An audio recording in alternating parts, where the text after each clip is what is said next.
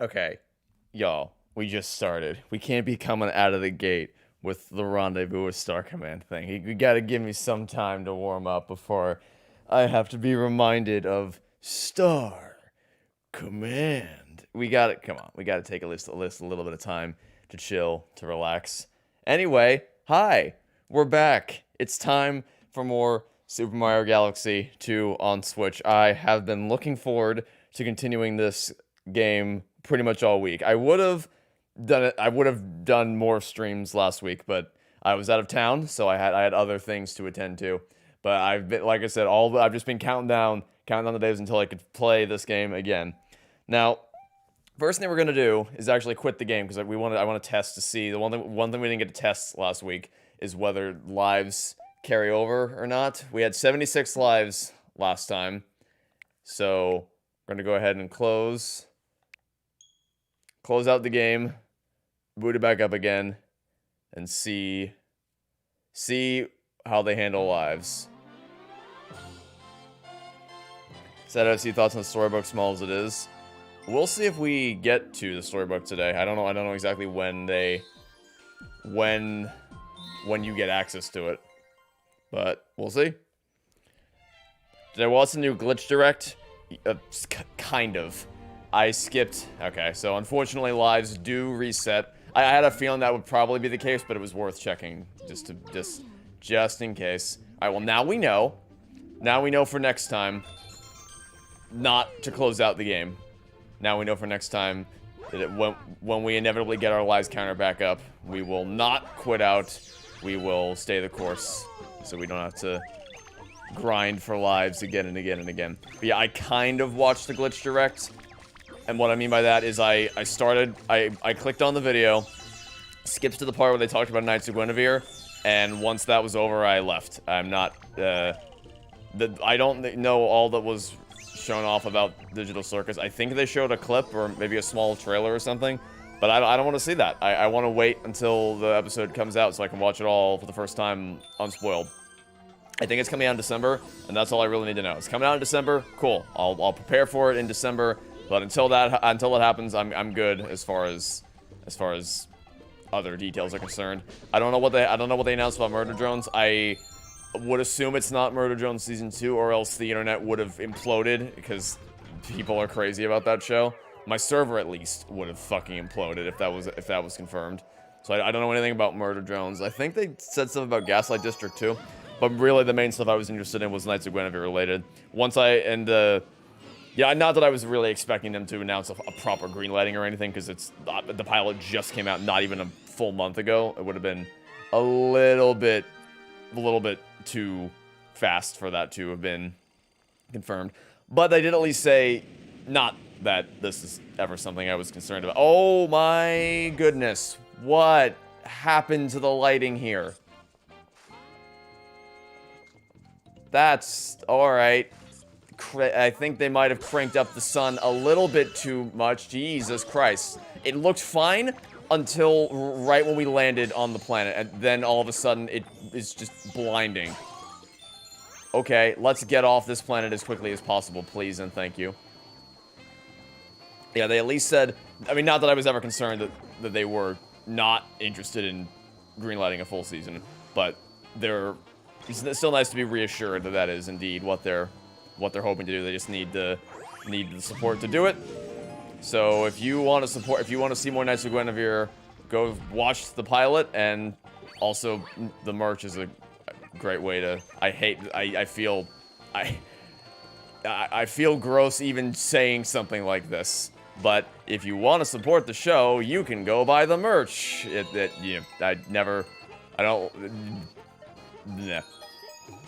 I've avoided the possibility of any kind of merch related stuff on my own channel because I don't know, I just don't. It's not something I'm interested in.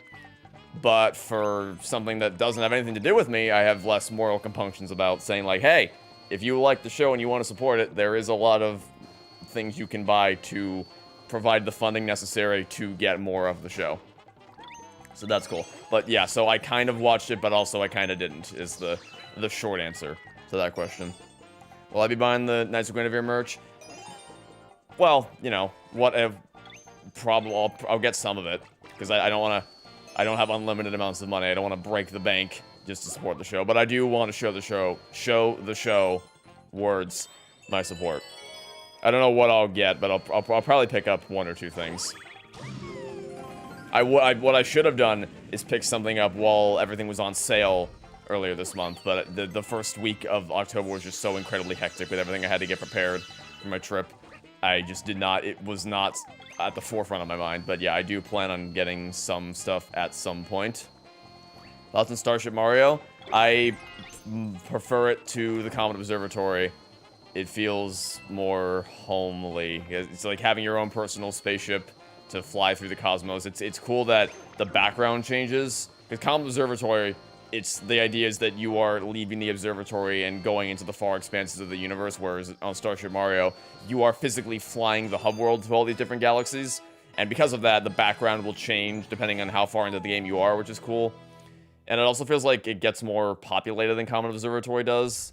The Toads show up, Luigi shows up over in the garage area to the left of the terrace, and that's pretty much it.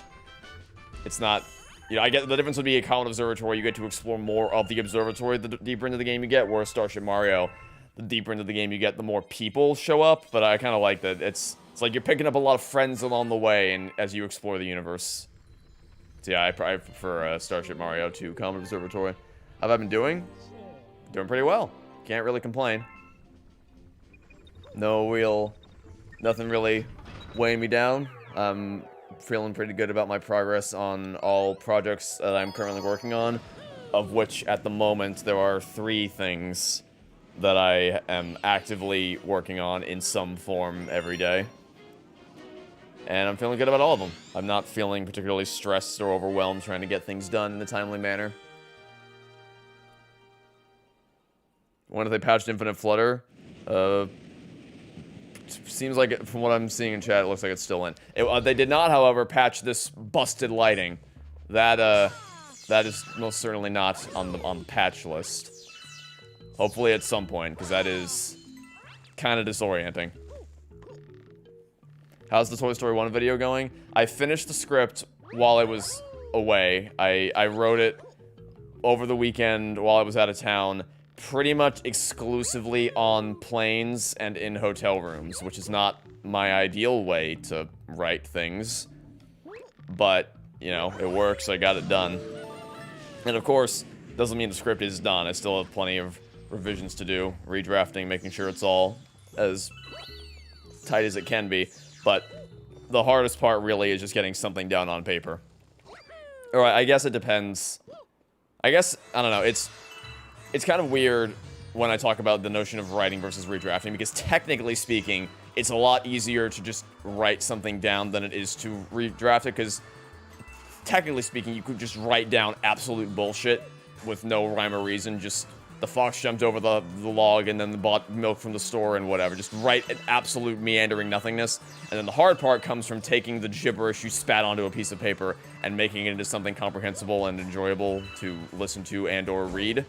So, I guess it depends on how you define like where your strengths lie and what you find more enjoyment in. Because it's easier to put anything down on a piece of paper, but what I would always say is that when making an honest effort and not just, you know, vomiting nonsense, or when not, because first drafts usually end up just being a bunch of meandering nonsense that you have to refine, but of course you don't try to have it be that way. So when you are making an honest effort to put your best foot forward with a first draft, I'd say it's harder to make something out of nothing than it is to go back and skim through your draft and be like, okay, I see potential here. I just got to move this around. I got to reword this, add some context here. Because that's while you're, or at least in my experience when I'm writing, I have very little confidence in my ability to do anything. You feel massive imposter syndrome whenever I'm writing something down. But then you give it some time. That's why I haven't started redrafting yet, because I like to let it sit. So I put some distance between myself and my script. That's a good rule of thumb for just any form of writing, creative writing, nonfiction writing, journalism, whatever it may be. Just put some distance, even if it's only a day or two, just any kind of time between when you wrote it and when you sit down to redraft it does wonders for your ability to look at it impartially. And when I do that, then I go back and look at it, and it's like, okay, I don't hate what I wrote. I see potential here. I just need to make some changes here, and then that's where a lot of the creative satisfaction comes from, is taking the original, and it kind of goes both ways, from turning it into an outline into writing, and then turning it from first draft into a fully properly redrafted script. It's a very rewarding experience. I wouldn't do it if I didn't find first hard as it can be sometimes, and first stressful as the process can be. I wouldn't be doing it if I didn't find a sense of, excuse my phrasing here, a sense of joy in creation, a sense of satisfaction from the experience of doing that. The anniversary for Minecraft Story Mode is in 2 days. It sure is, and you know, you might see a stream on Monday. Don't know. Maybe might just have plans to go live and celebrate. Who knows? Would be pretty cool if I did that. I'm not saying it's been, I can't even remember how long it's been since I've last played Minecraft Story Mode. Probably not a full decade. I think the last time I played it would have been 2017. I think 2017, because I would have replayed Season 1 before Season 2 came out. And then I don't know if I played the games again at any point after that. I don't think I did.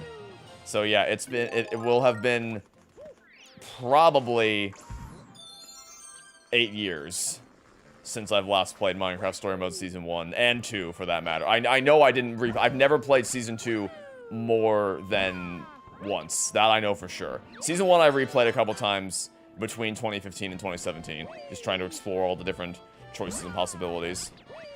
But Season 2 I did not revisit, but, you know, it's, again, not saying for sure that I have plans to do that, but it'd be cool if I did. That'd be kind of fun. Currently at World 7, you're feeling like the whole Galaxy 2 is lacking in atmosphere compared to 1 is some grade A bullshit. Yeah, that's, you know, I don't know. I do wonder how much of it has to do with the fact that, because whether we like it or not everybody finishes games that they play, and people are often more willing to, people often remember games more so by their earlier stuff than their later stuff. That's partly why Halo Combat Evolved is as beloved as it is, which is not to say that the latter half of Combat Evolved is bad by any means, but, you know, the second half of Halo Combat Evolved is running through the levels of the first half again, and the gameplay's still fun, but the lack of variety in the levels leaves something to be desired. But the first half of Combat Evolved is absolutely excellent. So, and then similarly for this game, Galaxy 1 opens with Good Egg Galaxy, which has a bit more of a ethereal, darker atmosphere to it, whereas Galaxy 1 opens with Sky Station Galaxy. So if you only go by the opening levels, I guess I can see how you might think that there's just no atmosphere to be found in this game, at least in the way that you would mean it in context and in comparison to Galaxy 1. But I don't know. I've never been convinced by that argument. Am I happy playing Galaxy 2? Hell yeah. Galaxy 2 is one of my all-time favorite games, so I am more than happy playing Galaxy 2. I've been, like I said at the beginning of the stream, I've been looking forward to this stream pretty much all week, counting down the days until I could play Galaxy 2 again. I wanted to keep going last week, but it wouldn't have made sense for me to do it. I had too much I needed to get done before I left. I streamed for as long as I could, and then I called it. Today's stream will probably be a little bit longer. Not to say we're going to be making all that much more progress. Like, my plan is still only to do the next 2 worlds, so worlds 3 and 4, and then we'll call it. But the thing is, after we're done with Cloudy Core Galaxy, the Prankster comments are going to start showing up, and that's going to take some time to get through. We're going to have an enormous backlog of Prankster comments to do, going all the way back to World 1. So I think the stream, even though we're still going to only end up clearing 2 worlds, we're going to have made more progress, and it's probably going to end up being a longer stream. Maybe not that much longer, but a little bit longer at least. We shall see. It's not a good game at all, but it's definitely got a lot of heart, so that sounds fun. I don't even know if I'd say that's not a good game at all. I mean, the writing's all over the place. It's a total mess of a script. Or at least from what I... But the thing is, because it's been so long since I've played it, I don't even know what I think about that game anymore.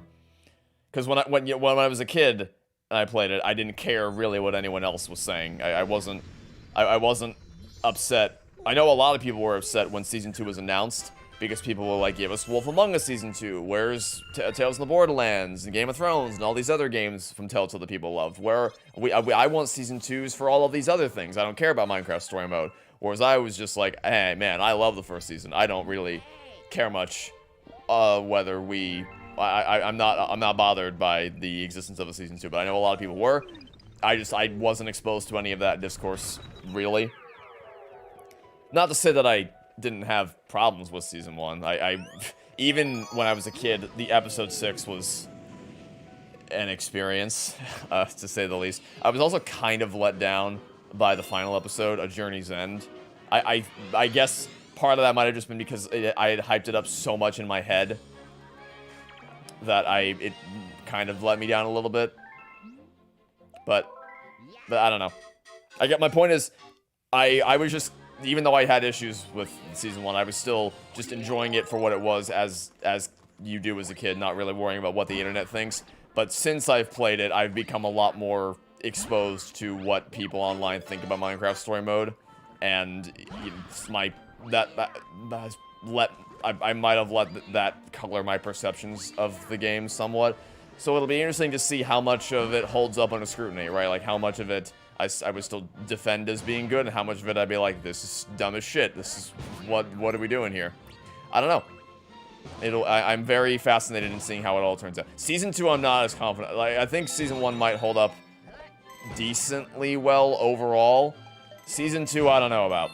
Because Season 2 does a lot of crazy things. But, you know, we'll get again, not saying I have these plans definitively, of course. But if I did, it would be interesting to see how things have evolved. Also, the main villain of Mario Galaxy 2. Didn't this come up last time? If he's Bowser. Bowser go rar. I feel like this question came up, if not for this game, then for the first game, but it's the same answer in both instances. Have I seen FNAF the Musical? Yes, I have. What kind of a FNAF fan would I be if I hadn't seen FNAF the Musical? A fake one, that's what. I was very much into the FNAF musical. I remember eagerly awaiting Nights 4 and 5 to come out, and then the supercut as well.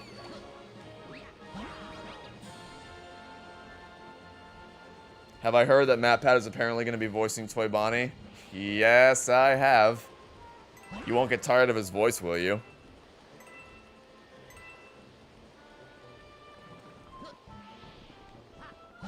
Says guy who hasn't played Secret of the Mimic. Nah. Do you see, for a fake fan would be too tempted to give in and play it soon, but you see a real FNAF fan would wait, because a real FNAF fan knows that all good things are worth waiting for. They would wait until it's available to be played in virtual reality, the way it was intended to be played, or at least I feel like it was probably intended to be. I mean, people. I've heard from people that it feels intended to be played in virtual reality. Like, a lot of the pieces of the game feel like they would operate more smoothly in virtual reality. But even independently of what I've heard from anybody else, the first available demo that you could play of the game that they had at, I think it was PAX, it was some convention.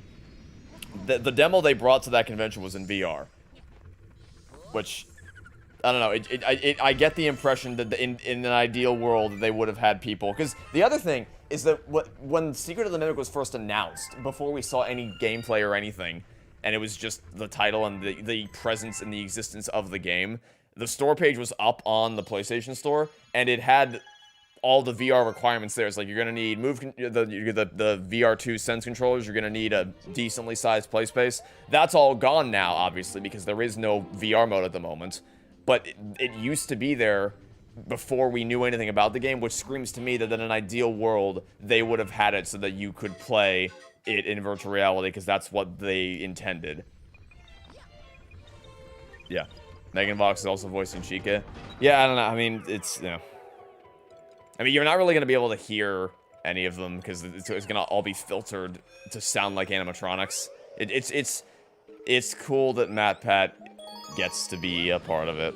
Also, I watched the announcement video, like the actual video that played at New York Comic Con, and it's so MatPat mentioned on one of the GT live streams, I don't remember which one, but he mentioned at some point that one of the things he considered doing and what he really wanted to do was being the next host of Blue's Clues. And even back then, I was like, oh, he would totally be a fantastic host of Blue's Clues. But especially after watching that video, the way he talks to the camera very, very cleanly reminds me of how Steve would talk to the camera in Blue's Clues. It's like, oh yeah, I can totally see you doing this, even more so than I already did. He's got that, he knows, I don't know, it's a talent you kind of either have or you don't. Like how far away to stand from the camera, where to look into the camera, the tone of your voice to take. It's all a lot of really minor nuanced things that determine whether you have what it takes to host that show. And if I saw all of those things in him when I watched that video.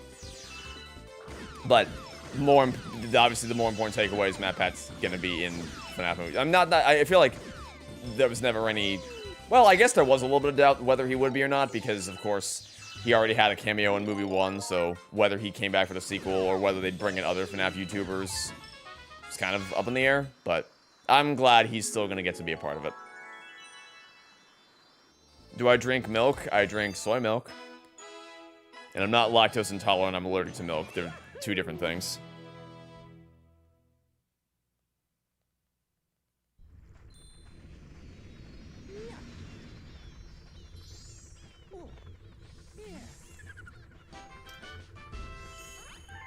I don't want to bore you with the science of it, but they are two very different things with two very different types of reactions.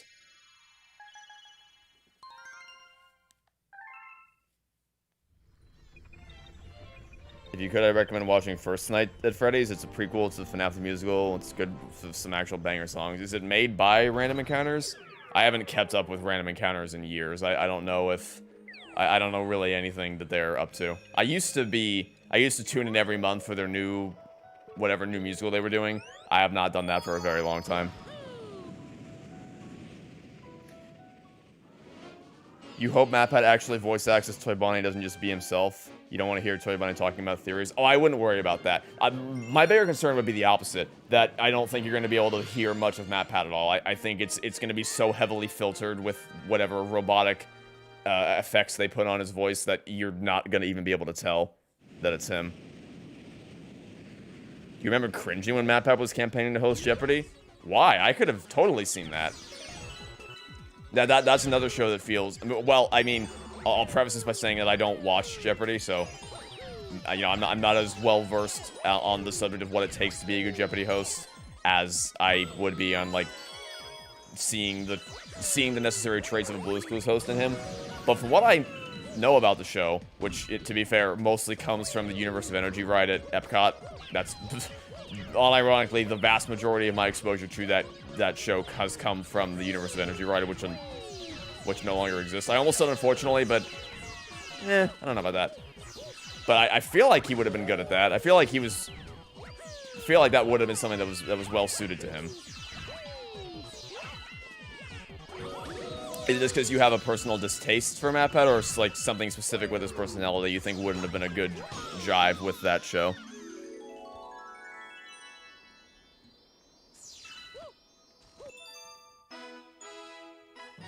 You will say this about Galaxy 2, ignoring the storybook retelling shit. Bowser's dialogue is kind of cringe.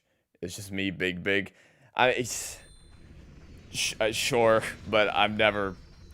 I don't hold much stock in what Bowser or any of them say. And I don't care much for the story or writing in either of these games, really. But sure, I can see that.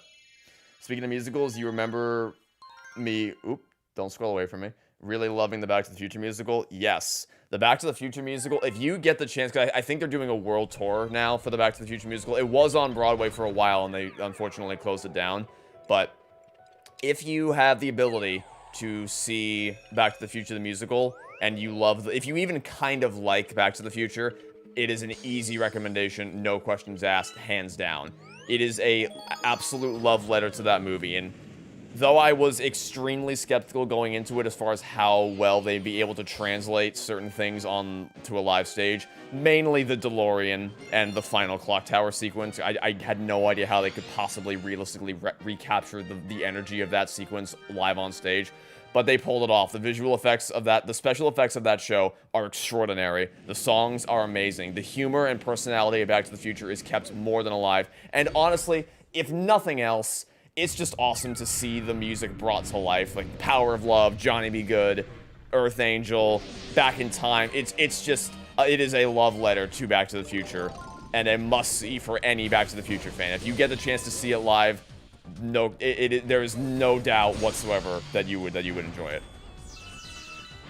I think it's still playing on West End. If you live in London or somewhere in Europe close enough to London to where it wouldn't be that far out of the way, I recommend seeing it there on West End, because there's one thing that, because I've seen it live on Broadway and I've also seen it on tour when it came to my hometown, and the show was pretty much unchanged from Broadway to my local theater, except for one thing they do right at the very end. And it's not like it's still cool what they do at the very end. And if you've seen the movie, you can probably guess what I'm talking about. They still do it. It's not as cool because there's some extra things they do on Broadway that they can't really realistically recapture on smaller theaters that don't have. Well, unless your theater has to be purpose built for the kind of stuff. It's like how in Phantom of the Opera, they don't do the chandelier when they do it on tour. They did it in Broadway because the theater was purpose-built to be able to accommodate that effect. But when you do it around the world, you can't. No random third-party theater is going to be able to handle that kind of pressure, weight, and stress. You have a hopeful feeling that I'll like Secret of the Mimic. People have, I've not heard a single person yet tell me that they are not expecting me to like Secret of the Mimic. Everyone has said, I think you're really going to like Secret of the Mimic. I don't know what that means, but it does make me feel good instead of people saying, oh, dude, you got to play this game. You're going to hate this game. You'll hate it. So that makes me feel good. But also, I have not forgotten that when the game first came out, I remember on my Discord server, people were, not everyone, but there were some people who got into a discussion about how apparently some element of the game, of the game's story ruins lore from previous things, which I don't know if that's going to upset me because I'm not as well versed in FNAF lore as I used to be, so I don't even know if I'll consciously recognize that there is something that has been contradicted and or destroyed. But yeah, I'm looking forward to playing it. If Steel Wool ever adds a virtual reality mode, that'd be cool. Thoughts on Hop? From what I remember, well, I've only seen it once, right when it came out when I was a kid, and I probably liked it as I was as a kid, but I have no desire whatsoever to revisit it. It was just McDonald's entertainment. It goes in one ear, goes out the other, leaves no lasting impact on anything or anyone. There's some things I watched as a kid where I wanted to revisit as an adult to see, like, hey, I wonder how this holds up. I wonder if I still like this. Hop's not one of them. I don't care. I just don't. And neither in a positive way or a negative way. I don't remember anything about it except Bunny, Easter, James Marsden, I think, filling his lifetime role of animal sidekick companion, or CGI animal companion, I don't know. If I rewatch Top now, I hate myself, it's awful. Yeah, that doesn't help things either, as people telling me. But see, like, the thing is, Chicken Little is also an awful movie, but I have intense nostalgia for Chicken Little, so I can't bring myself to truly hate it. I don't have that for Hop. I have no emotional attachment to that movie at all. I just don't. I don't care. Predictions or hopes for Stranger Things Season 5? 11 is going to die. I am almost certain that 11 is going to die. I don't know. I would be shocked if they didn't kill her off in Season 5. The thing is, Season 5 is the first season where I truly don't know who's safe and who isn't. Because up until this point, at least past Season 2, for the first two seasons, it was less certain. But from season 3 onward, there's been no doubt in my mind that, these characters are bulletproof. They're indestructible. Their plot armor is too impenetrably thick for anything to ever happen to them because they need to keep everyone alive for subsequent seasons. But now that we're in season 5 and there is no future season after this point, it's the first time I've ever, like, honestly, all bets are off. Anyone could die at any point. I really don't know. But with that said, I'm pretty confident that this will be 11's finest and final hour. I would be shocked if it wasn't. Just because of how, one, because of how season 1 ends, 2, because of what Millie Bobby Brown has said in interviews and the way she's spoken about her character's ending, and also some bits and pieces of interviews and like when they were doing the cast rewatch thing of parts of season 1, she was the only person, at least I think, she was the only person sitting on that couch for whom the Christmas lights were not turned on behind her, which is suspicious as fuck. So that's my biggest prediction is Elle's dead. I'll stake that's what I'm putting all my eggs into right now as far as predictions are concerned. I also am kind of wondering if they're going to have Will be possessed by Vecna and have him like use him as a puppet to forward his plans. Because one of the episodes is called Sorcerer, and the whole Will's kind of had an alter ego of Will the Wise. Like that was his persona that he's created for himself in his drawings, is Will the Wise. So I feel like that might have something to do with it. Also, they've said season 5 is going to be a lot about Will, which one would hope, because Will really hasn't got anything substantive to do in seasons 3 or 4. He has little bits and pieces of interesting things in season 3 and 4, but never enough to really fully justify. They've had a character problem for a while. There's just too many characters, and there's not enough to do with any of them. So I'm hoping they rectified that in season 5. Because the other big thing is we still don't know why Will survived season 1. The Demogorgon killed Barb and killed the other 2 people that the Hop's police friends tell him about. Like, hey, these guys went hunting in the woods, and would you look at that? The state found their bodies for us. It's like they're just doing our job for us, because, of course, they were covering up all the people who were falling victim to the Demogorgon. So they all died instantly, but Will didn't, and we still don't know why. There's no logical reason we can discern for why Will wasn't killed out of the gate, and I'm assuming they're going to try to justify that in season 5. I'd hope, anyway. We'll see. You're unsure what I'll think of Secret of the Mimics gameplay? Well, I mean, I'll be in VR, so that'll probably already be a bit of a help. Just the experience of going in virtual reality and having that level of visceral connection to something already removes a little bit. Not that, I mean, well, I don't.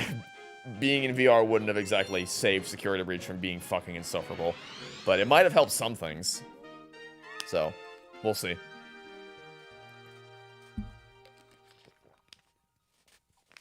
Will's definitely gonna die in season 5. You think? I think 11 is a lock for dying. Will, I'm not so sure, because don't you think that would be kind of, I don't want to say cheap, but the whole point of season 1 was fighting tooth and nail and bending over backwards to save Will from the Upside Down.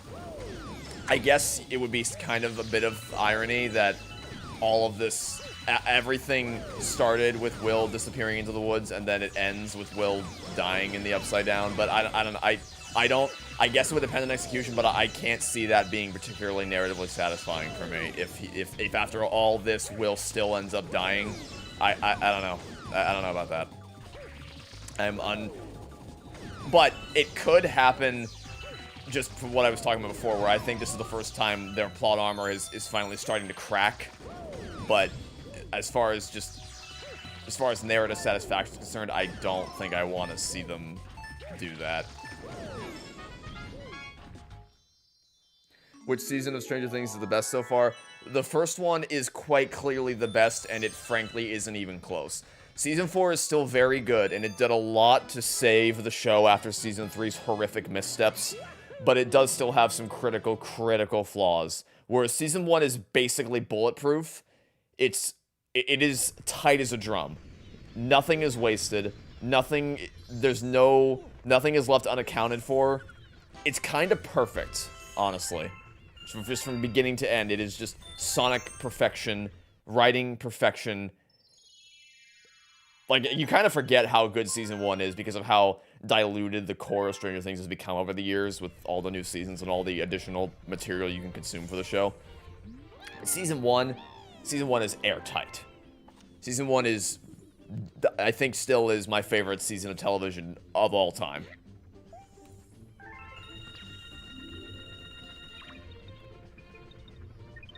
The Duffer Brothers said it starts with Will and ends with Will. Yeah, but I think they just mean that the Season 1 was all about Will and Season 5 is also going to be all about Will. I really can't imagine that they'd have the... Well, first of all, the Duffer Brothers don't have balls. They just don't. I accepted that a long time ago. They don't have the guts to commit to... Season 4 makes it abundantly clear they did not have the balls to commit to... You know the thing in the final episode, the thing that pisses me off to my core with that one character who... That's the other big thing with Season 5 is how the hell they're going to handle that character. I'm trying to remain spoiler-free, in case you haven't seen it, because I know there's at least one person in chat who hasn't seen Season 4, but... we'll see. I would be surprised if they killed off Will. I'll say that at least. I don't know. I do think this is going to be another season where Will... Because that was the thing with Season 3. I was kind of willing to let Will get off easy in Season 3 because he had just been put through absolute hell for 2 seasons in a row. Season 2 especially. I'm rewatching Season 2 right now. Noah Schnapp's acting in Season 2 is kind of brilliant. The level of intense emotions all across the spectrum that he has to embody. Essentially playing 2 characters at once in some instances. I think the word is brilliant for his performance in Season 2. So I was fine with him getting a smaller role in Season 3, just to cut him some slack, give him a break.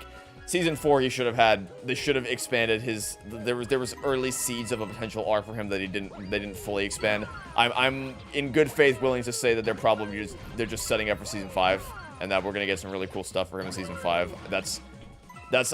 What I assume they mean by that is, yeah, we know Will's kind of been shafted.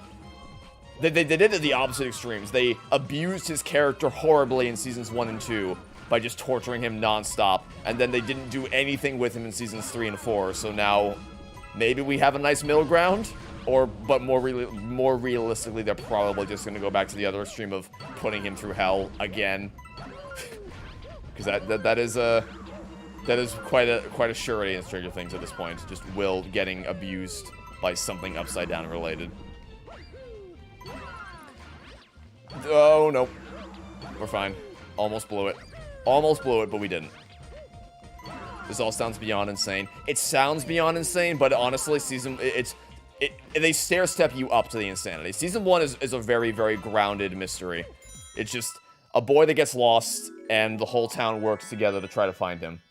But they all have, like, there's 3 ongoing storylines that all kind of overlap with each other, but not really, because they're all pursuing different elements of the mystery. So you as the viewer have all the information so you can kind of piece together a clearer picture of what's going on, but each individual Splinter group only has access to so much information, and it's the joy in seeing them piece it together one by one and before finally bringing all the pieces together and really figuring out what happened. It starts out really, really tame, and then by the time you get to Season 4, it's... I hope they don't fly too far off the rails with Season 5. That's my other concern, is that they might lean too heavily into the Hollywood blockbuster aspect of it and just go fully balls to the walls. I'm really hoping they don't do that, because a lot of Stranger Things charm comes from its simplicity, where even in spite of all the overwhelming end-of-the-world stakes, because Season 1 isn't an end-of-the-world season. It's just a boy that gets lost, and they're trying to find him. And then they've gotten more and more exponentially dramatic since then. But I don't know if they've ever really... What they did with Season 4 that was really great was that they fused the macro stakes with the micro stakes. So they did have this giant end-of-the-world plot line, but they fused it. They inextricably linked the end of the world to critical characters and their fates. So you had that level of... That's why people remember the ending of Season 4, Episode 4 so fondly. Even though it wasn't End of the World, it was like a character you have come to care so dearly about is in extreme levels of peril. What's going to happen to her? So... And that's kind of the whole thing with Season 4, is fusing those two elements together, especially once you find out more about the villain's backstory. I'm hoping that they keep that consistent in Season 5, and they don't just go, like, fully balls to the walls, Hollywood. I mean, of course it's going to be heavy VFX, but I don't want them to lose the very grounded character work that made Season 1 especially, but even Seasons 2 and 4, so good. Yeah, I'm concerned. I'm concerned about Stranger Things. I want it to be great. I'm hoping it's great. I really, really, really want the show to go out on a high note. But I am concerned, because I kind of don't trust the Duffer Brothers, honestly. They annoy me sometimes with the things they say and how they write. Because they're very reactive. They're very, very reactive in their writing. Like, Season 1 was all about Will, but there were other casualties. And Season 1 doesn't really address them because... You know, the main thing was that it needed to be... It was all about one character, and they wrote it to be about the one character. But some people in the audience were upset that they didn't focus on the other characters a little more. So then Season 2 goes the total other direction and bends over backwards to be like, yeah, they didn't think about any of these other characters? Man, what assholes they were. And it's like, you can't... They start blaming characters for actions that... They didn't write them. Like, the Duffer Brothers are the ones who glossed over all these other characters. But then they just shift the blame onto, yeah, this asshole. I can't believe they did that. It's like, you did that. But they only did it because of the backlash. Well, I say backlash. Because some people were unhappy with that element of Season 1. And it's the kind of... They've done that again and again and again with certain elements of the show across all the seasons. It's why I'm nervous how they're going to handle some things. There's a major character death in Season 4 that they really need to keep consistent, and they need to... Oh, damn it. They need to follow through with it, and I'm unsure if they're going to, because I just don't think they have the guts to do it. You ever seen Invincible? I've seen the clip of from Invincible where they talk about how sometimes shows will take a lot of shortcuts in the animation. I've seen that. But no, I don't have interest in Invincible beyond that point. I only know that one clip, and that's it. Also, I forgot about this this star. This is probably going to be where the bulk of the time in the stream goes to. I've never been able to do this with any level of efficiency. Yeah, that's a kind of a wrap on my hopes and dreams and predictions for Stranger Things Season 5. I'm really, really hoping they can stick the landing. But it's not too much longer. We only gotta wait a little over a month for Season 5 to begin. And then they're dropping 4 episodes right at the start. They're doing the next 3 and Christmas. And then they're doing the final episode, which is probably gonna be like 3 hours long, if I were to guess. They're gonna drop that New Year's Eve. But I'm not planning on binge watching it. I'm gonna watch 1 episode per week. Because if I'm doing the math, if you watch 1 episode per week, then you'll never go a week without a Stranger Things episode leading up to the series finale. So that's kind of my plan, and we'll see how it goes.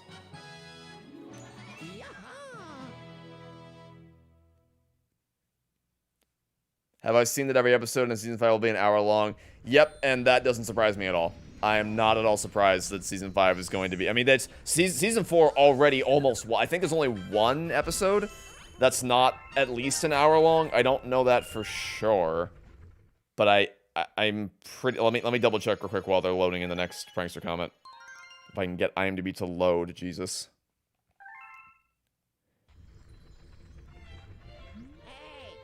Let's see.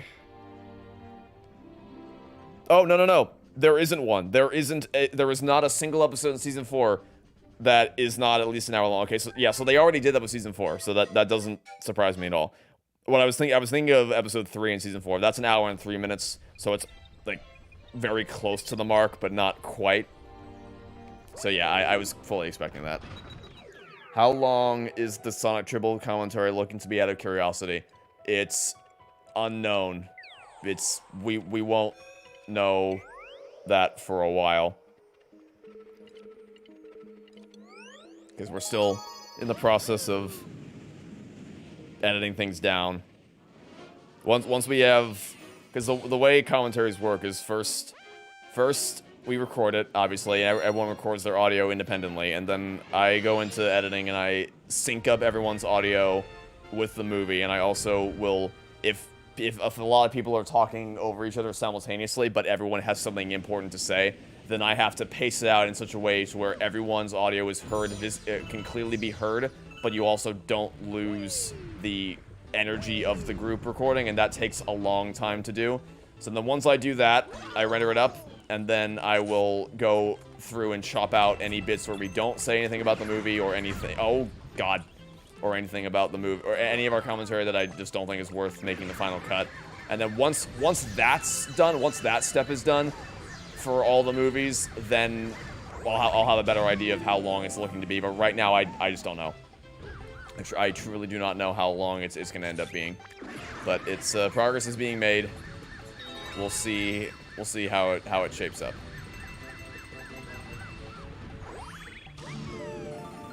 Also, The Wolf Among Us, haven't played it. I have not played. Well, I think it's the only Telltale game I haven't played. I think so. I played The Walking Dead. All the seasons, even the garbage Michonne season. I've played Tales from the Borderlands, I've played Game of Thrones, I've played both Minecraft Story Mode seasons, I've played Guardians of the Galaxy, I've played both Batman seasons. What am I missing? Remember when they were gonna do it? Here's a segue. Remember when Telltale was gonna do a Stranger Things game? That was, what a time that was. Obviously it didn't end up happening because the company fell apart, but I was talking about the Walking Dead series with someone on the Discord server, and it made me remember, because we were talking specifically about the final season, and it just made me remember. Can I grab this? Thank you. It made me remember.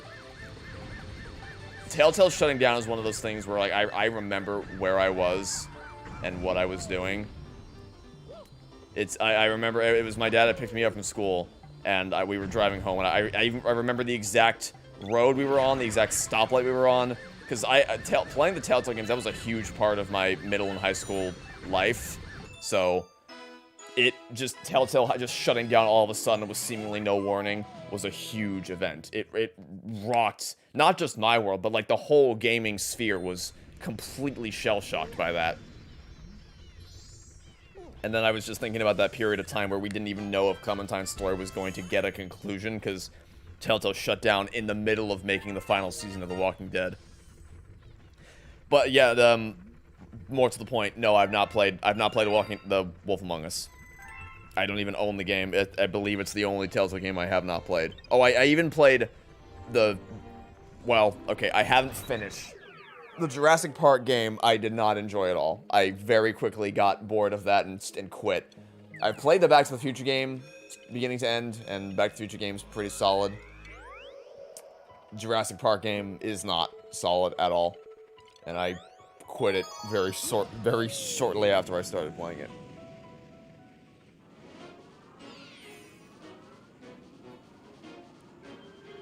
Thoughts on Batman Telltale? I need to replay it, but I remember liking it. I don't know if I'd say season 1 or 2 is better. But I do at least appreciate that the final episode of Batman season 2 had two entirely different paths. That it was essentially two completely different episodes, depending on whether you had Vigilante Joker or Villain Joker. That was pretty awesome. However, I only find one of them to be really all that interesting or great. Like, the path I took, I really was not satisfied with at all. But then I watched the other path on YouTube through someone, I think Jacksepticeye, I watched his playthrough. And I was like, man, that was so much cooler than what I had to do. So it's cool they have two different episodes, but I was pretty let down by... I don't know, maybe I'd like it better if I replayed it. It's that I remember even less of, because I only played those seasons once each.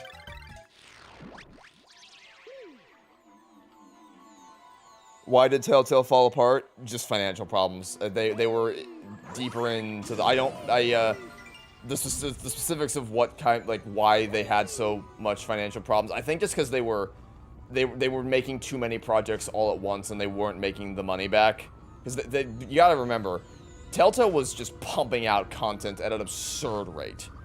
I think there was like, I don't even remember how frequently they released a lot of things in a crazy short amount of time. Just in 2017 alone, I remember it was July 2017 was the start of Minecraft Story Mode Season 2, and then a month later was Episode 2 of Season 2. And while that was going on, I'm pretty sure Guardians of the Galaxy might have still been going on when Season 2 was coming out. And then Batman Season 2, I believe, was also a thing. Because Season 1 was 2016 and Season 2 was 2017. That Season 2 was, I think, coming out pretty soon. They were just tackling too much, really was the thing.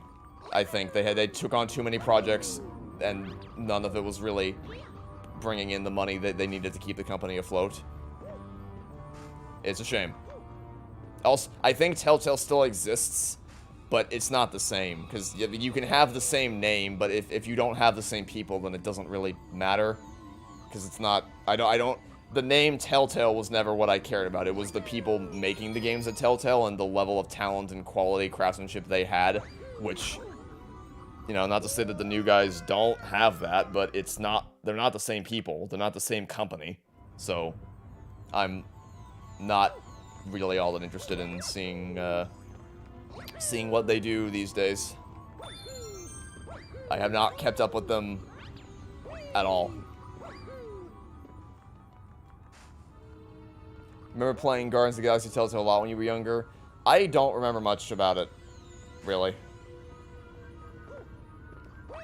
The ending choice, and I think the ending of episode 1. But honestly, that was really a game I only played for the achievements. Just easy gamer score. That was pretty much the only reason I was... Because I would have... It came out before I was a fan of the MCU. Like, I became a fan of the MCU in April 2019. Which, and the Guardians of the Galaxy game came out in 2017, I'm pretty sure.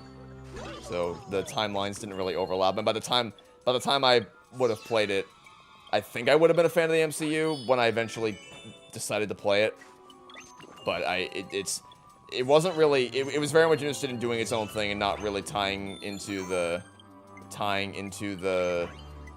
MCU at all, which is fine. It doesn't need to overlap, but it's just, it was so incongruent with what I had come to expect of these characters that I just didn't find it that interesting, to be honest.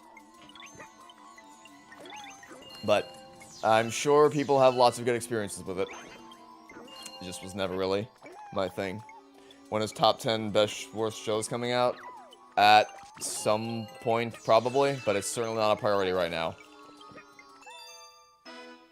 What path did I like? The villain path, I'm pretty sure. Because I think the way I played, I believe I got Vigilante Joker. And Villain Joker was the one I was more interested in. Again, maybe I like Vigilante more now that I'm older. But it was not interesting to me as a kid. Do I think the hate Stranger Things gets online is unfair? Complicated question. I think a lot of people who have kind of soured on the show aren't necessarily doing it for the best reasons. But, and I think people have a more of a general objection to Stranger Things just because it's gone on for so long, and obviously the kids are much older now, so trying to convince us they're still high schoolers when one of them is married and I think even has a kid now is getting increasingly difficult. But I feel like the people who are against Stranger Things are not against it because of anything the show itself has done. It's more just the circumstances around it, and also what it represents is the thing. Because the popularity, the unprecedented overnight success of Stranger Things has kind of caused irreparable damage to the television industry. It's like there is still an audience for more traditional episodic 20-episode yearly releases of television, but it's not anywhere near as common as it used to be. Now it's specifically 8-episode miniseries became the thing to chase after in the wake of Stranger Things' success. And that has hamstrung a lot of shows. That's why in my D23 video, I made a big deal about Gentry Chow not being hamstrung by the dreaded 8-episode curse, because so many... 8 is the magic number, or sometimes even less than that. The MCU and Star Wars shows, or at least the MCU shows, the standard for MCU shows was 6 episodes, and that is not... You need more time. Some shows, if it's purpose-built for that, can work, but it's clear. Hazbin Hotel especially is my go-to example for this. That show so clearly needed a lot more time than it was given.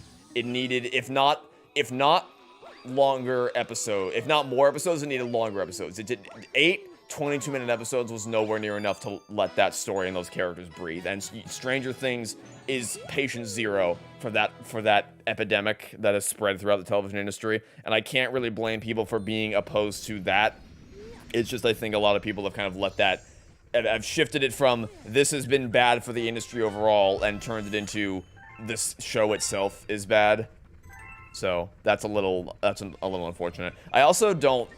Like, it's true that it has taken far too long for these seasons to come out, but it's not really their fault that it's taken that long, because the reason why there was such a long gap between seasons 3 and 4 was because of the pandemic, and then the reason there's been such a long gap between seasons 4 and 5 is because they've had to deal with 2 strikes.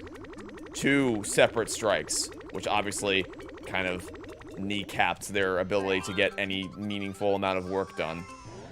So yeah, it sucks that it's been 3.5 years between seasons 4 and 5, but you can't, like, if you asked the Duffer Brothers, they wouldn't say that was their intention. Although, again, couldn't blame people for thinking that, because they recently said that they don't like the idea of having yearly releases, because law of diminishing returns is some stupid bullshit. That's what I mean when I say that the Duffer Brothers really annoy me sometimes, because they don't... I think they'd be much happier if they made movies and not television, because one of the strengths of television over films is that you can tell longer running stories, and you can do it with a level of consistency you don't really have in, because like just to use this as an example, because I know my audience, Pixar films take at minimum 4 years to make. So if you want to see a continuation of a story, then you have to wait at least 4 years. But with television, you don't really have to wait that long. You can get more stories delivered at a much more consistent pace.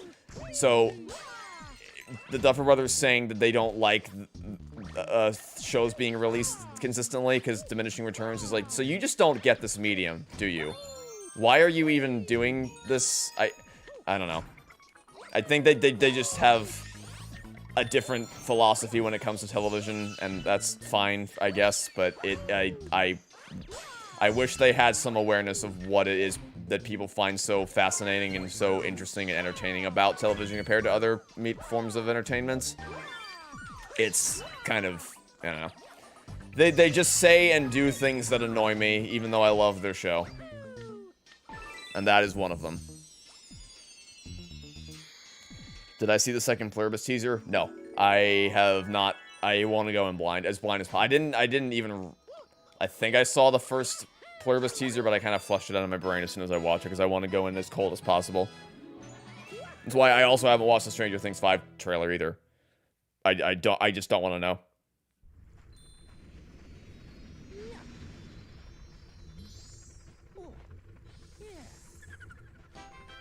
Why did use the rehash argument that some people for Amphibia and the Owl House in my Toy Story 3 video? I'm afraid I don't understand the question.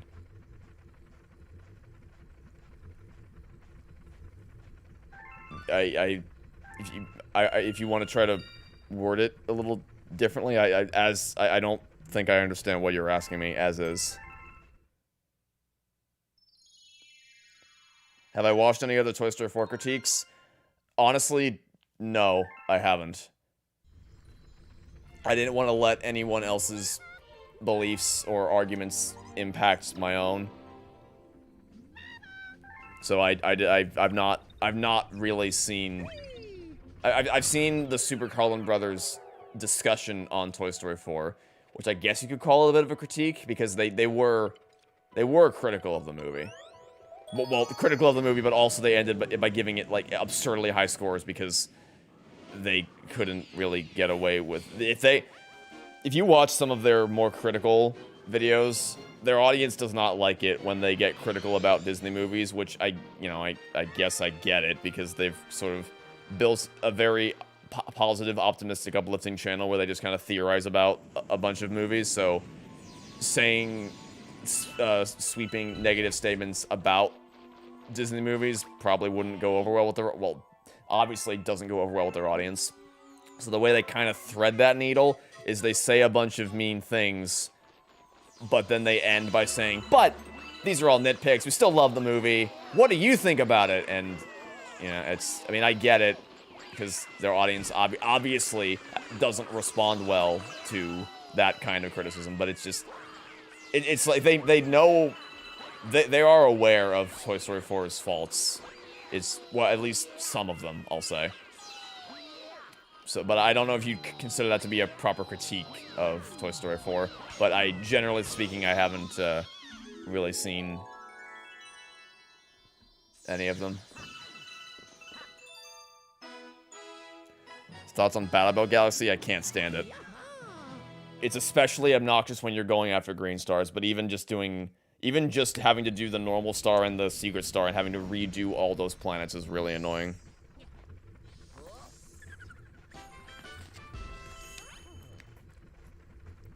Favorite live-action Spider-Man suit?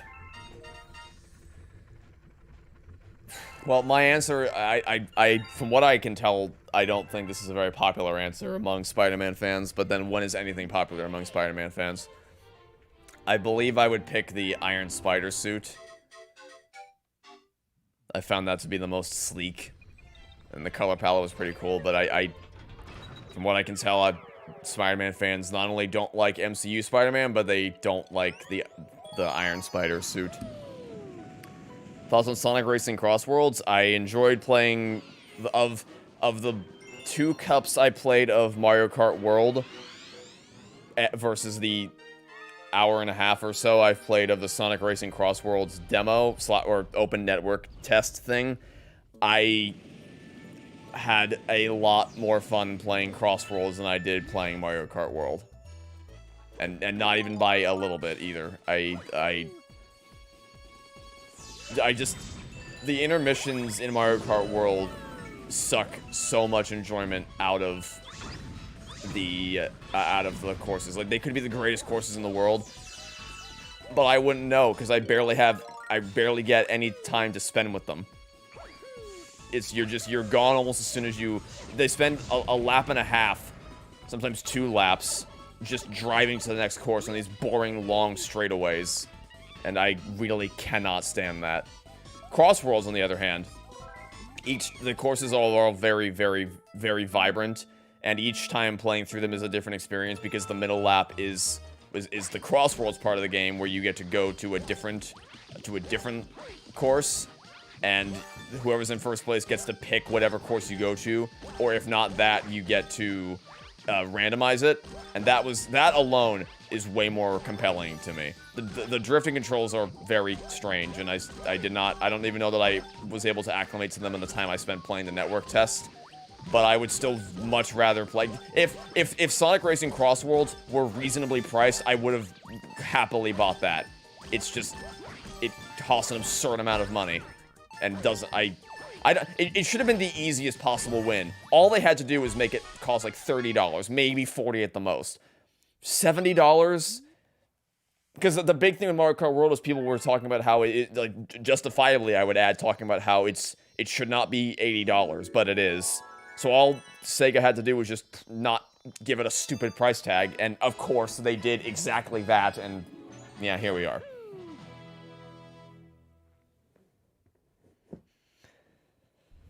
You hope I feel compelled to get all the endings of Secret of the Mimic. You think I'll have fun doing so?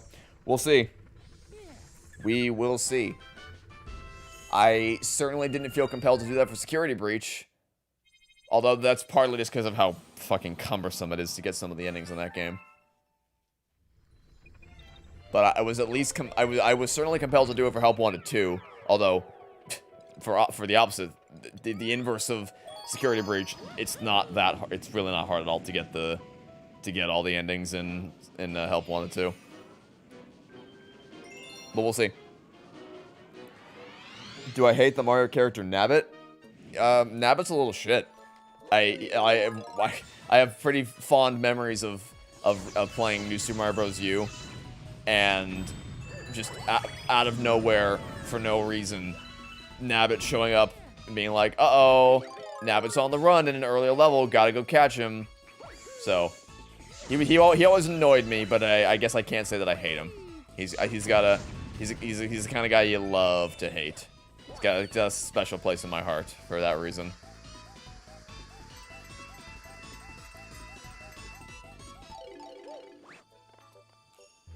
Has anything ousted Security Breach from the position of my least favorite game of all time? I really don't know what that list would look like, to be perfectly honest with you. Like, people ask me this a lot, and I truthfully just, I've not spent any meaningful amount of time figuring out. The best I've thought about, the best lists for games I've kept more up to date. They have added Ori and the Will of the Wisps, Resident Evil 7, things like that. Not for the worst. I just don't, because I don't enjoy, I mean, it can be fun to make, like when I eventually fulfill my promise to make the Lightyear video, for instance, or the updated Lightyear video, for instance, that will, because I have the script written for that. It's just a matter of actually sitting down and editing it, which is, you know, the most time-consuming part. And it's just not something that I have any level of passion to do right now. But when I eventually do it, I think it'll be a fun video. It'll be fun to talk about how stupid Lightyear is. But generally speaking, I'm not as compelled or interested in keeping up a list of the worst than I am with a list of the best, because I have more, I get more satisfaction out of making videos like a love letter to Toy Story 3 or the Owl House than I do out of making stuff like the Incredibles 2 series or the Toy Story 4 series. Toy Story 4 was a little different because that was just something I needed to get off my chest, that I had this burning hatred for this movie inside me for 4 years. Or, sorry, not 4 years, for 3 years. Or almost 3 years. But, like, I'm not... The Cars on the Road video, I think, would be the thing to point to as far as... The show did annoy me, and I didn't say anything in that video that I didn't mean. But I wasn't as, like, I had to really force myself to edit that video, because I just didn't feel the passion for it. And I think that was the point when I was like, okay, I'm not gonna do this anymore. I'm only gonna, if I really, my heart will tell me, like, if you, Dana Terrace has said, she said during the Requiem Cafe panel for the Owl House last February, one of her biggest pieces of advice is for making art is trust your body if it's trying to tell you something. Like, if you're drawing something and you mid-pose or mid-line stroke, you find yourself stopping, consciously try to realize why your body might be telling you, like, okay, I stopped doing this for a reason. Is it because I need to get a drink? Is it because I need to take care of something? Or is it because something I'm doing is... I haven't, like, my body is telling me I don't like what I'm doing and I need to figure out why. Like, but it's also kind of the opposite, where sometimes you get so in the zone when you're making something that you just go, and you don't even, you kind of forget to eat, you forget to take care of yourself, you forget to drink water sometimes, because you just care so much about the topic and about the video you're making.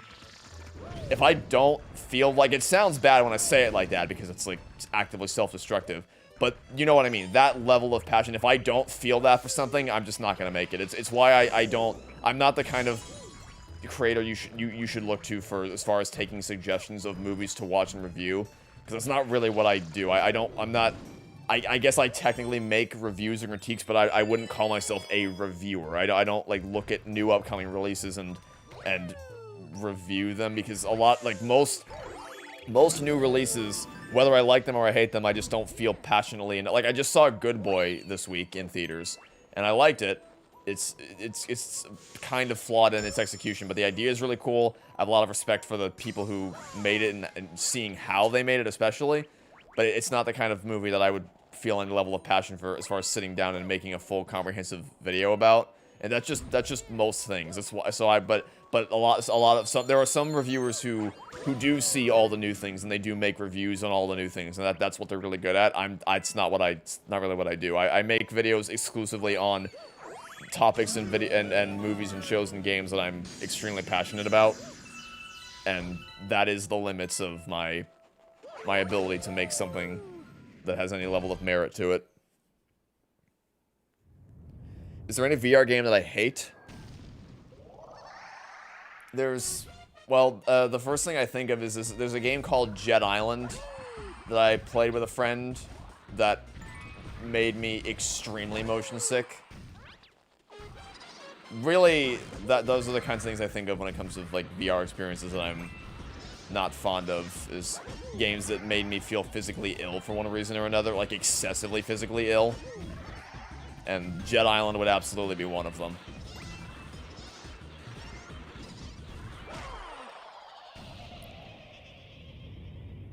Like, I guess you could say Budget Cuts Ultimate is an example of a game that I hate, but that's just more the ports that I can't stand because of how busted it is and how poorly it represents the original games that I love. Because the original Budget Cuts games I adore. It's just how they were handled in that ports that I'm not too fond of.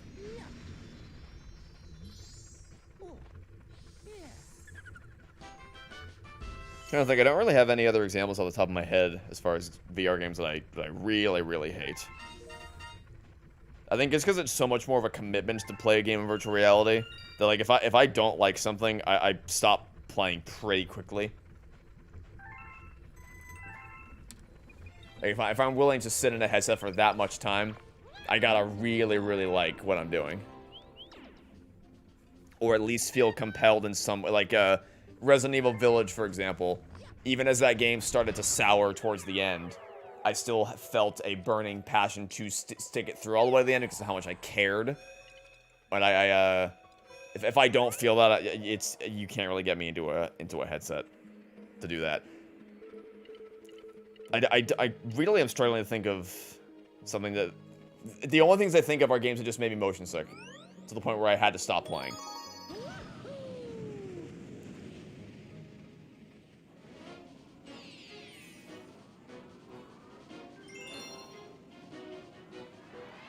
Why did I play FNAF Security Breach to the end then? Well, that's what I mean, is because even if I had what I just mentioned with Resident Evil Village is what applied to that game as well. That just I had to stick it through to the end. I had to see just how broken it was going to get. And then with Ruin, it was kind of, you know, people told me that Ruin was peak FNAF and it's way better than the base game. And so I'm just like, I'm just waiting for the part where it becomes that, and it never did.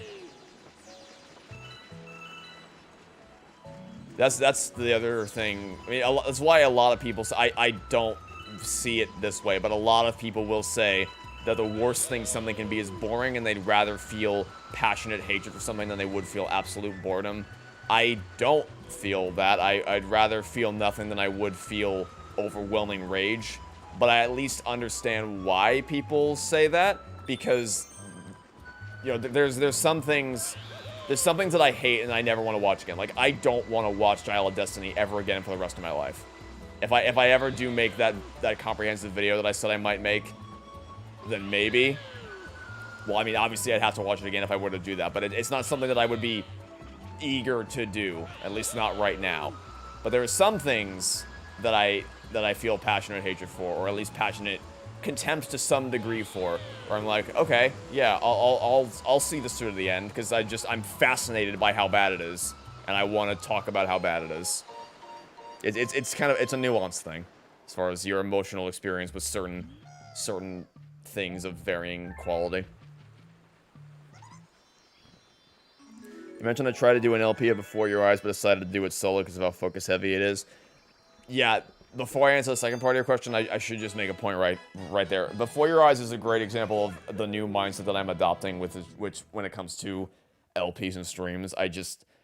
There's a lot of experiences that I just want to have offline, and that is a key example of an experience that I absolutely needed to have offline, to not have to worry about providing commentary for it or giving thoughts on it in the moment. That's the kind of game that you need to sit with in the moment and let it wash over you and process what you've just experienced. It's not the kind of thing that is suitable, or at least suitable for my kind of LP, I guess. And that's kind of just like, I know a lot of people may want to see my reactions to certain things in certain games, but if I'm not compelled to play something, having to make content out of it is probably only going to make the experience worse for everyone involved, especially when it takes so much time out of my day to not only record but then have to edit LP videos, which is time that could be better spent on making mainline videos that I really have true blue passion for. Just some things are better experienced offline. Have I played any game franchises where 3 is the best one? Halo. Halo 3 is the best one. The uncontested king of the FPS genre. And I don't know if it's ever going to be dethroned by anything. I mean, GameStop even said recently they've had a Halo 3 mural up in, I think, Colorado since 2007.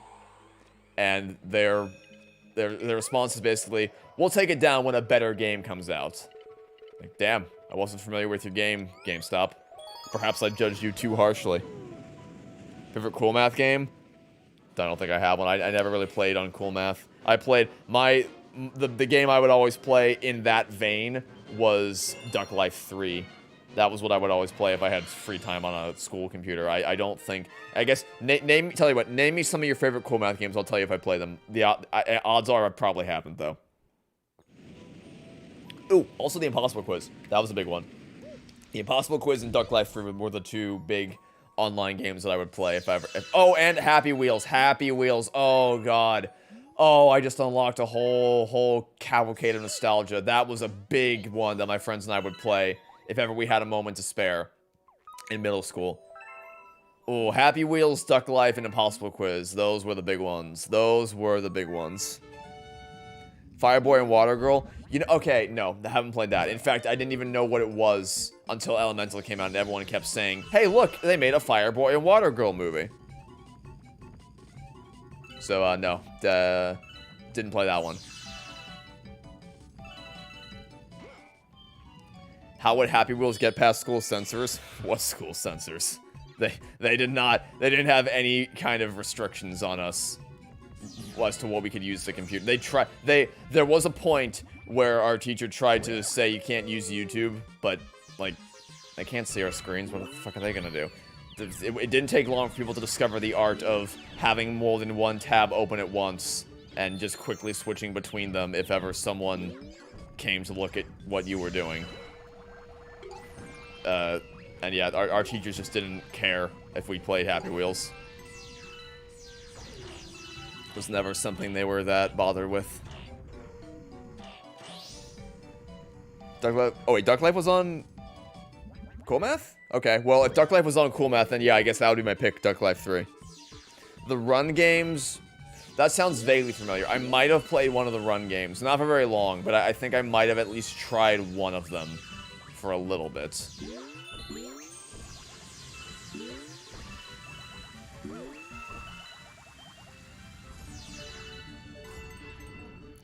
Also, the Henry Stickmin games. Oh, I only ever played those games when they finally came out on Steam.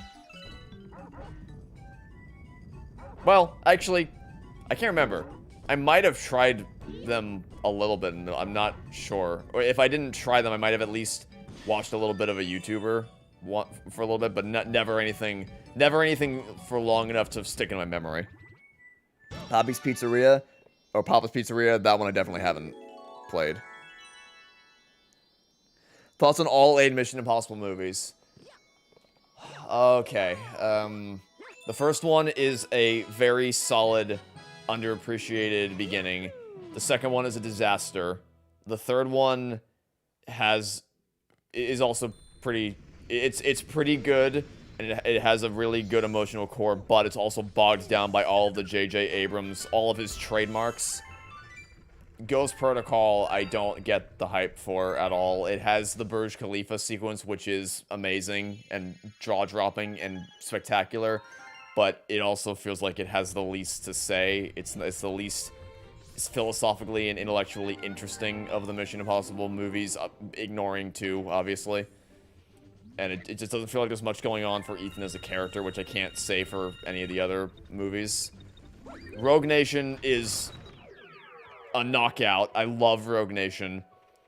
And then you have Fallout, which is easily the best of the series. Dead Reckoning is a respectable follow-up, though not one without its critical errors. And then it's kind of the same thing for the Final Reckoning. The Final Reckoning is the perfect ending to the Mission Impossible series. But it has some things that really annoy me about it that could have been easily fixed. Do I plan on playing SpongeBob Titans of the Tide? Probably. I don't know if I'll play it at launch, because I'm not, like, I'm kind of looking forward to it, but I'm not super excited for it. I don't know if I'll play it at launch, but I will probably get around to it. I mean, I eventually played the Patrick Star game, which was dog shit, but I did eventually play it when it came to Game Pass. I regretted it immensely, but I did eventually play it. Your school's network would physically restrict a lot of websites. Well, I mean, there might have been restrictions for adult-themed websites, but I don't... Thing is, I don't think they knew what Happy Wheels was. Like, I don't think the people who set up the network or the firewalls or anything had any concept of what Happy Wheels was. And once teachers found out what it was, they just didn't care. Because our teachers were cool, or at least the teachers... There are some teachers where if we tried to play Happy Wheels, they probably wouldn't have been okay with it. But we knew the teachers that would be fine with us playing those types of games. I mean, one of our teachers was so cool, she literally let us install Minecraft onto the computer in the classroom, and we would just play on that either before school or during free periods, or really just any free moment we had. Because, and the way they convinced her to do that is because we were using Minecraft. Basically, we had to. It was a dystopian society project, because we were in 8th grade. We were focused on reading a lot of dystopian literature. So our project was we had to create a dystopian society and build some representation of it, whether it was, I don't know, drawing it or building a scale replica, something like that. So we chose to build it in Minecraft, because of course we did. And then my group did things that annoyed me, and I ditched them and did my own project. Still built it in Minecraft, but I just didn't do it with them. And so because of that, they convinced our teacher to let us install Minecraft on the computer, and then they would just use that to build. They would build it in class on that computer, and then of course she never uninstalled it, so we would just use it to play Minecraft casually. Not even single player either. We would go on servers. I distinctly remember playing Hypixel Skywars with Neil looking over my shoulder and him just being dumbstruck at the crazy shit I was pulling. Because I used to be crazy at Hypixel Skywars. I was like full-on addicted to that game mode. And I was the best at it at a certain point in time. And I just, kind of fell out of sorts with it at some point because I stopped playing consistently. But I used to have the strats down pat. And those are some core memory type shit. My experience with that. Now, I will say, wasn't super great when you had asshole kids in our class who they would keep turning off the computer while we were working on our project, because they're just assholes and we hated them and they hated us too. So we'd be building our project and then they'd just sneak under the desk to the power strip and shut it off. So that wasn't great. But, that's just kids in high school being assholes. Well, what are you gonna do? You learn to live with it, I guess. Does it feel jarring going from Java to Bedrock, given how awful the port it is? I just don't play on Bedrock, ever. I was on... The only time I've ever been on it is if I've needed to be on it for server purposes, like with the realm I created for the Discord server, or if I needed to do it... Like, I did the nostalgia stream a couple years ago with Neil, where we looked back at our old Minecraft worlds, and the only way we could realistically do that was through the use of a Minecraft realm. but I don't actively play on, I can't stand Bedrock. I've hated it from the moment that it came out, and from what I can tell, it has not gotten better at all. So I just don't use it. What movie do I prefer, Sinners or Heretic? Heretic. Easily Heretic.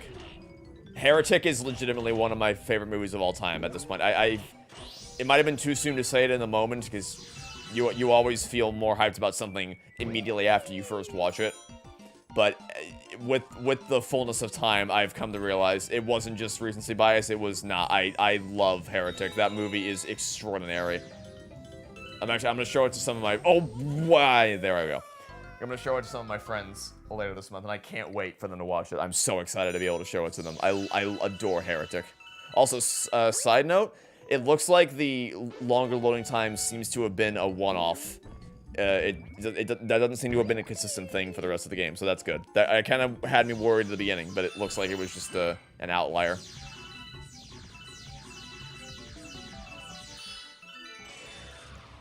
Have I played Deltarune 3 and 4? No, and I don't plan to. I'm not interested in continuing the Deltarune story at all. I used to be. I played Chapter 2, and I was really excited to see where things would go next. I have entirely lost that passion, and I probably will never regain it. Which is fine. There's other things that I can spend my time getting invested in that aren't Deltarune.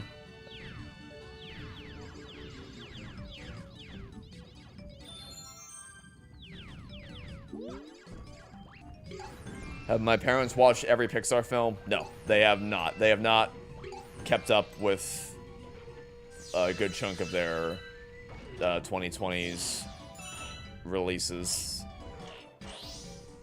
Well, maybe not a good... I think... Actually, I think the only one of the 2020s that they haven't seen is Luca. They've seen Onward, they've seen Soul. They've seen Turning Red. They've seen Elemental, they've seen Lightyear, they've seen Inside Out 2, they've seen Elio. I think it is just Luca. It's the one that they haven't.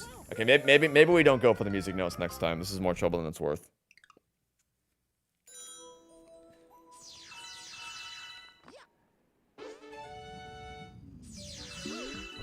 Do I hate the Patrick Star game? Yes and no. It's a really shitty game. It's an actually broken video game.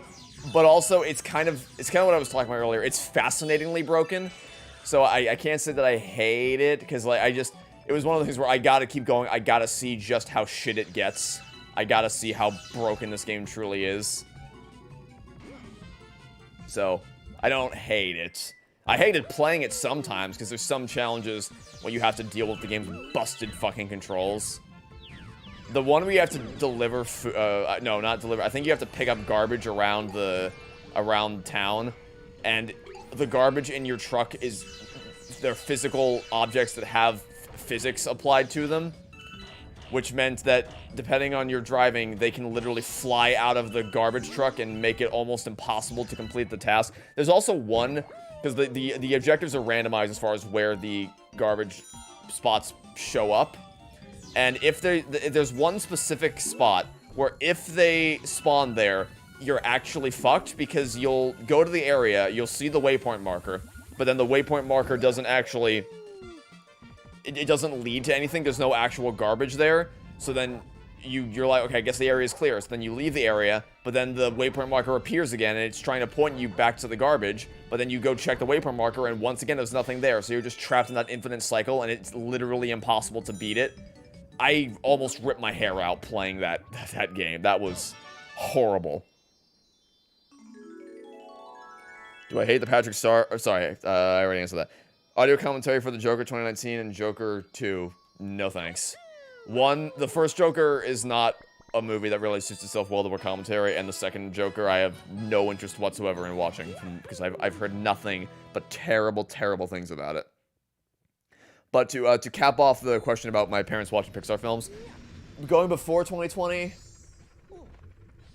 because I watched every Pixar film with them in theaters when I was a kid, from Toy Story 3 onwards.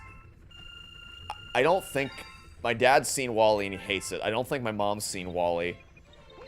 I don't know if they've seen Ratatouille, because obviously those were the two movies that I didn't watch when I was a kid, was Ratatouille and WALL-E. I'm trying to think. That might be it. I think that's it. I'm pretty sure they've seen... They may not remember all of them, but I'm pretty sure they've seen all the other ones.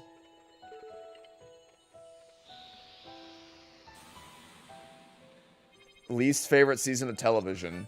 Halo season... Oof.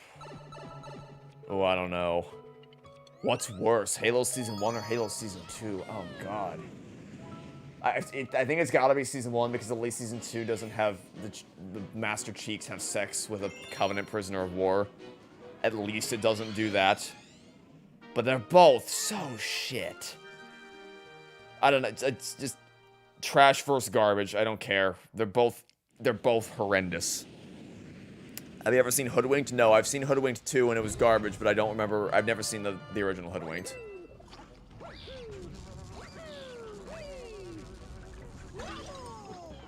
Listen, Good Boy, I mentioned this a little bit earlier, but it was good. It was solid. The concept is better than the execution, but there's a lot of admirable things about it. I don't regret seeing it, and I have a lot of respect for how it was made.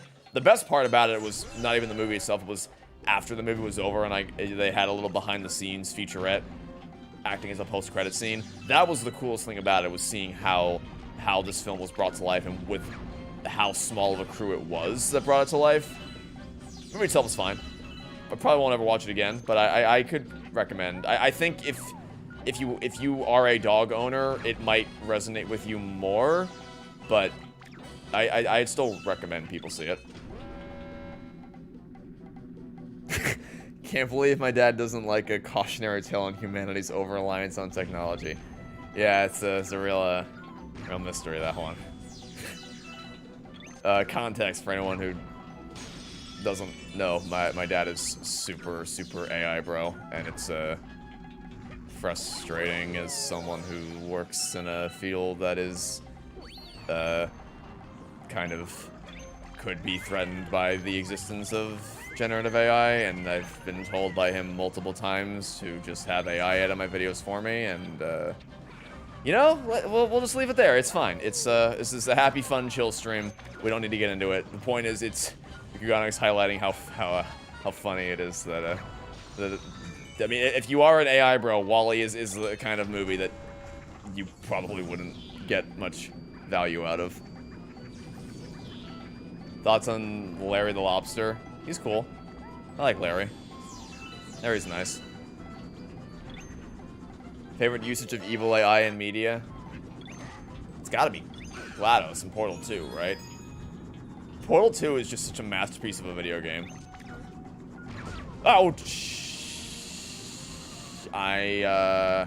is not good. This is not good. This is not good. I can't believe we're still alive. Holy shit.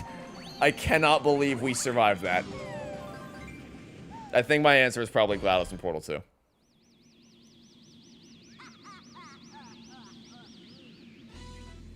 AI can be helpful when used right, but when people use it to do the work for them. We need to be careful with our wording here. AI can be used to do, like the go-to example is always the Spider-Verse animators using machine learning technology to mitigate the more menial tasks of animation. But there's a chasm of difference between that and generative AI like ChatGPT or the new Sora engine that makes me want to fucking kill myself. That's the type of shit that is destroying literally everything. It's destroying people's ability to think for themselves. It's destroying the environment. It's just, there's nothing good about it at all, really. So, we need to be careful with our wording. AI in general can be useful, but like Surrey and the Windows Cortana, for instance, were not sucking up all the water in the ocean and using more energy than entire cities in the United States. That was not something that was a thing with Surrey and Windows Cortana, or Microsoft Cortana. That is exclusively these new horrendous generative AI machines, and it's genuinely depressing seeing how successfully AI bros and AI as a whole have convinced people that they are just completely incompetent and incapable of doing anything for themselves if they don't have AI. Like, writing an email to someone or writing a comment on a fucking YouTube video, or writing a message, just anything, writing a grocery list, the people who, at the slightest resistance of any kind of problem, they just immediately turn to ChatGPT to do all the thinking for them is genuinely dystopian, and I fucking hate it. But I'm gonna leave the conversation there. I'm gonna leave the conversation there. My last word on it is I can't. It makes me so sad whenever people are like, even just like people who say, yeah, AI's bad, but that AI meme, that was pretty funny. Or, yeah, I can't stand when people use AI to write things for them. I just use it to, you know, generate some ideas for me every now and again. And I'm like, that, you guys gotta understand. It is equally pathetic to me if I hear that someone is using AI to generate ideas for them about what's right. It's like, that's just as bad to me as if you just use it to write for yourself, because both of it demonstrates an inherent lack of creativity, and you shouldn't be in the position, you shouldn't have the job that you do if at any point you think that you are out of ideas and you know how I get ideas? I just go do shit.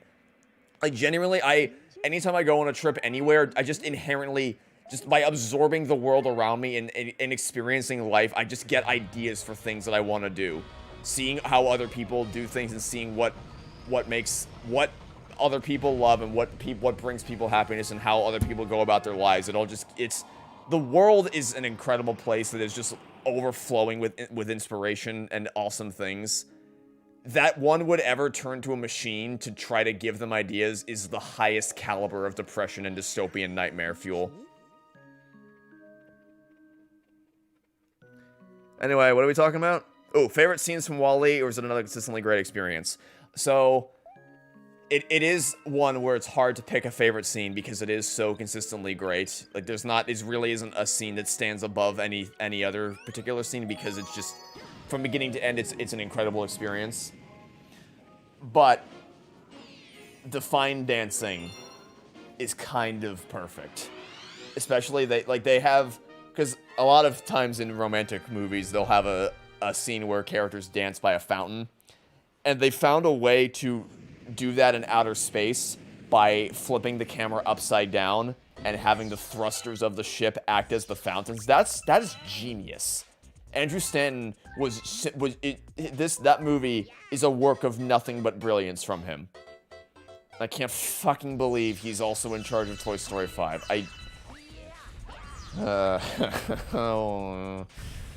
Oh, how the mighty have fallen, maybe? Or, I don't know, maybe he'll surprise us.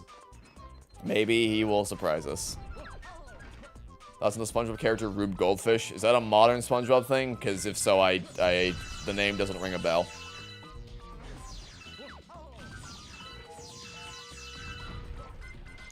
House and Captain Underpants, the first movie.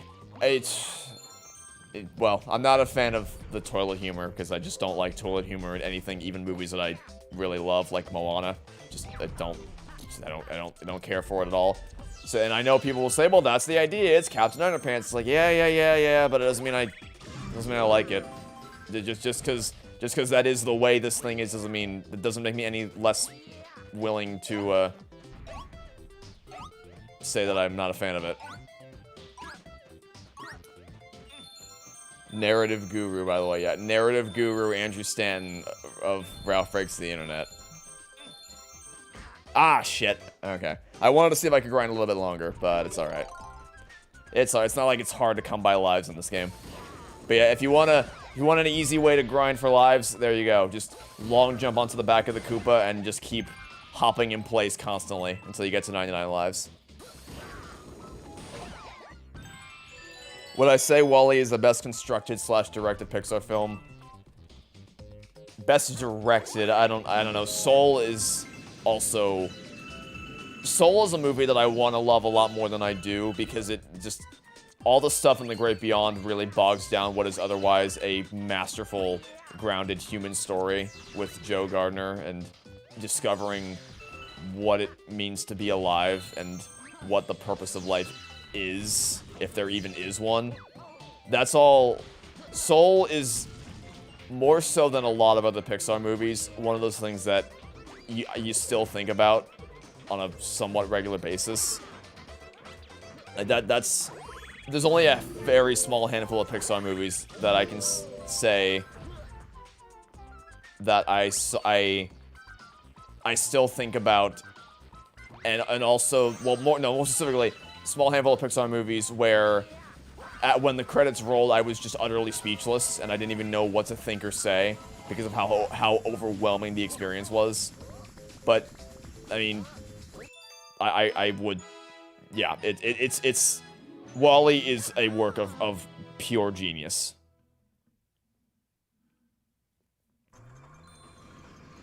Your friends on a separate Discord server use AI for every single one of their ideas. It just makes you want to kill yourself. I don't get it. Why have you people?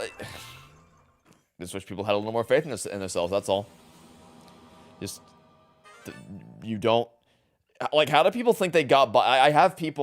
I've seen people say like, "Man, how did you guys live in school before you had ChatGPT to do homework for you?" I'm like, I fucking did the homework, you asshole. Why are you such a turnip? God damn. I hate the direction it's going in, but again, we're not bringing this up again. We're leaving it there. Look, the storybook. What's this new book? Mysteries sure do keep stacking up around here. Well, give it a read. Might learn something.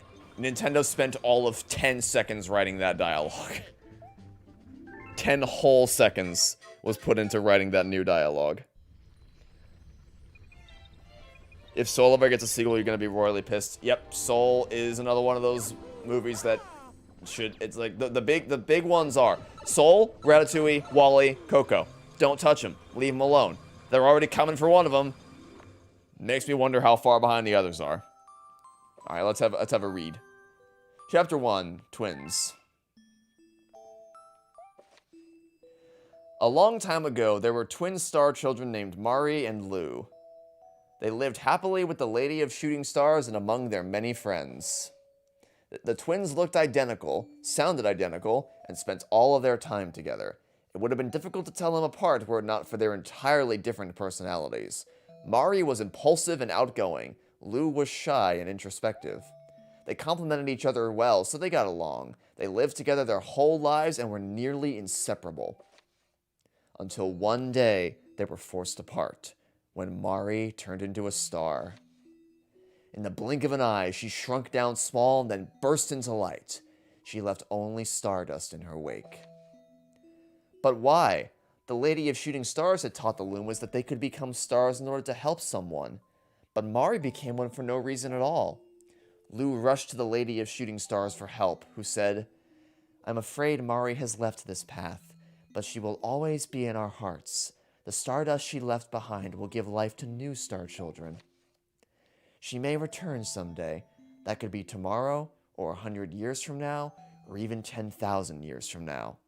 Upon hearing this, Lou covered her ears and cried.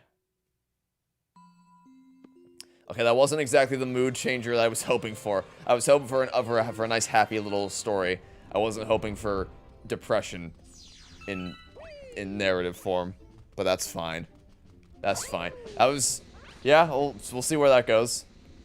I am glad the storybook is there, if no other reason, so that it kind of, I mean, there already is foreshadowing for the ending of the game as far as the Lady of the Shooting Stars coming back, but I don't think it's enough to where if you haven't played the original game, it might feel like it comes a little bit out of nowhere for you.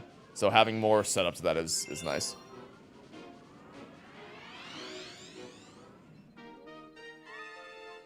Do I prefer Galaxy 1 and Cosmic Races or Galaxy 2 Cosmic Clones? Galaxy 2 Cosmic Clones, I think. They're a little bit more hectic, keep you on your toes a bit better. But I like them both. They're kind of different. They offer different challenges, and I like them both. Don't necessarily. I mean, I do have a preference, but it's not a strong preference, I guess is the point.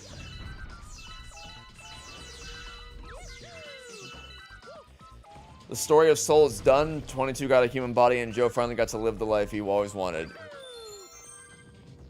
Well, yeah, I phrase it a little differently. It's not necessarily that Joe got to live the life he always wanted. It's that he understands the life he always wanted may not necessarily be what he actually wants, and no matter what, that's the big thing with Soul. A lot of people say they wish they should have provided more explicit answers on who 22 ends up becoming or what Joe does with his life. Like, does he go back to teaching? Does he keep playing gigs with Dorothy Williams?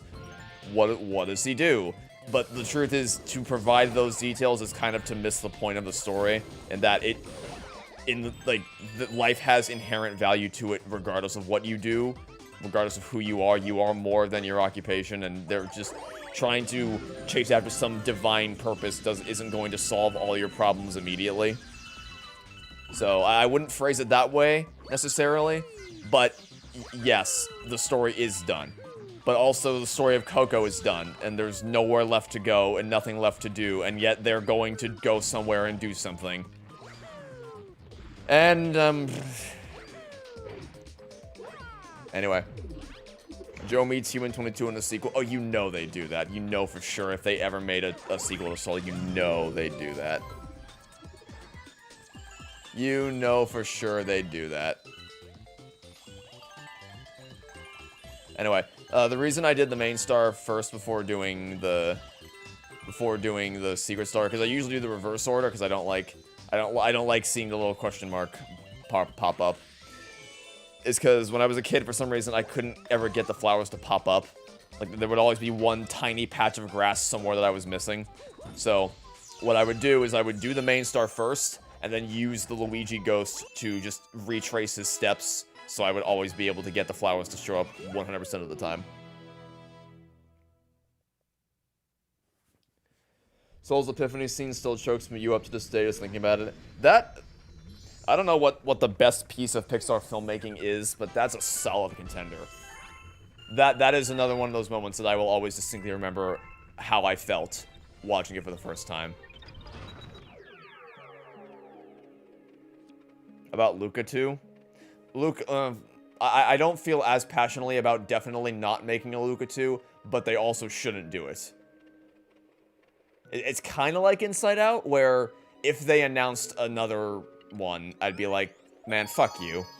But not to the point where I, like, am actively hating the mere the mere concept of Coco 2 makes me angry. The concept of Luca 2 doesn't make me quite as angry. There's, I don't know. But just, how about we just stop? How about we just do no more sequels? They won't, of course, because money, but they will. Elemental 2, fuck no. Up 2, fuck no. Like each of these stories is designed. They're not like other studios where they leave some things on the table for the possibility of making another movie someday. They put it all out there. They don't leave anything unused. They put their everything into each project, and for that reason, Elemental feels so conclusive. Up feels so conclusive. Just don't bother. Simply don't bother. Will they listen? Well, the good news is Elemental wasn't profitable enough for Disney for us to worry about them making a sequel to it. And in the case of Up, at least, I mean, well, I guess nothing's stopping them from recasting Ed Asner, but I think him passing away is, I would hope anyway, would sort of dissuade them from wanting to make a sequel. Honestly, I think the biggest concern is just them making more Toy Story movies to Infinity and Beyond, because they did say, Andrew Stanton did say, like, they have more stories to tell even beyond Toy Story 5. I'm hoping he means just shorts and spin-offs and not more mainline numbered sequels. But obviously Toy Story is their most profitable IP. Oh, and also Cars. Cars is another one where I'm just like, I don't trust. I do not trust that. I really do feel like Cars 4 is probably just inevitable at this point. I'm surprised it hasn't happened yet. I know it probably will at some point. But I'm pretty sure Cars and Toy Story are the two ones to really worry about as far as just milking them dry. Up is probably safe. Elemental's probably safe. But I'm so tired of thinking about having to worry about what sequels Pixar may or may not be making that may or may not ruin everything again for the 11 millionth time. I miss when Soul wasn't even that long ago. It wasn't even 5 years ago. It'll be 5 years ago this December. So almost 5 years ago. Soul was great. Inside Out 2 was just last year.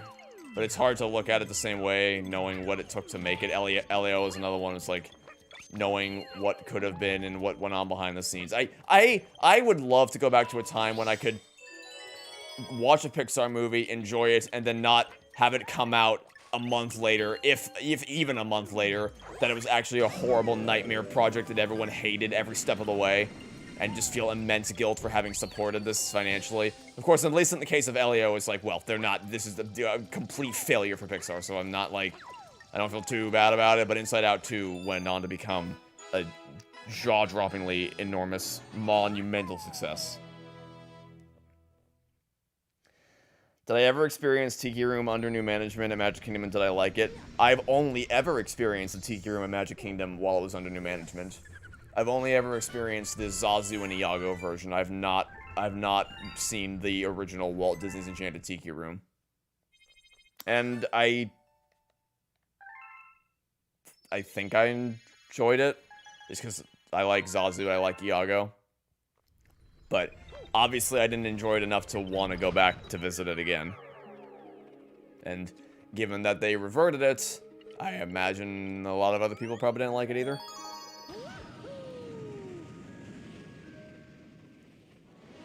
Have I ever tried game programming? Yeah, that was one of the things I wanted to be when I was older, was a game developer.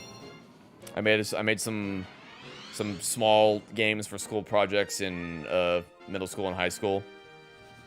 I pretty much exclusively used ClickTeam Fusion. I started on Scratch. That was how I learned the idea of programming, was through Scratch. But I eventually moved on to using ClickTeam Fusion because of how much more powerful it was and how much its event-driven programming clicked with my brain. That, and also I knew it was the engine that was used to make Five Nights at Freddy's, so that was obviously sort of an incentive to why I wanted to use it. But yeah, and I do have, that's one of those things where it's like maybe someday I'll try my hand at it, because I did have very strong aspirations to do that, and a whole lot of, I spent a lot of time in middle school thinking about the logistics and the design. I even made something that I had friends playtest because I was fully intending on releasing it, but it's certainly not anything I'd ever be proud to share these days. But yeah, I have definitely tried my hand at it. What's better, Cars 2 or Cars on the Road finale not included? Probably Cars 2, because the first half, the stuff at Radiator Springs at Cars 2 is genuinely pretty good. There are redeemable elements to Cars 2. Cars on the Road is just all over the place. It's just a chaotic mess with no rhyme or reason.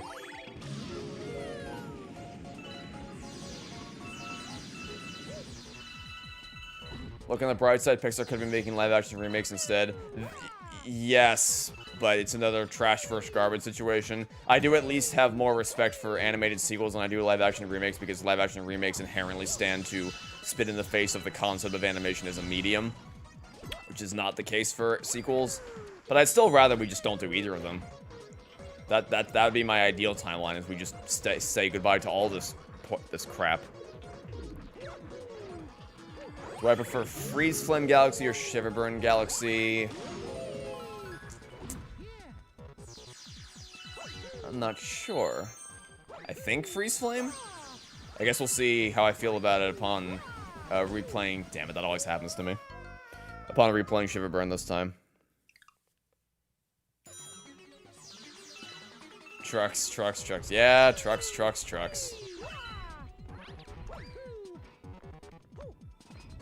Pixar just needs to go back to what they said before releasing Onward, make more originals and sequels. Yeah, there was a point where they said that they were done making sequels. And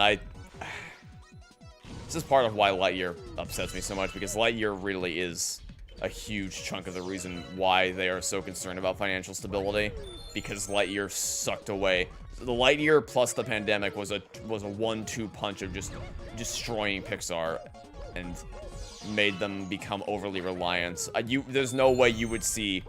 I really don't think you'd be seeing Toy Story 5 or Coco 2 if Lightyear didn't happen, or if Lightyear was good. Well, good / successful. I guess successful is the more important thing. If it was financially successful, I don't think you'd be seeing Toy Story 5 or Coco 2.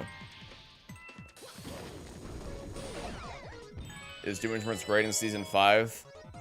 He's himself. Yeah, the characters are all the same in Season 5. No one's been regressed or anything.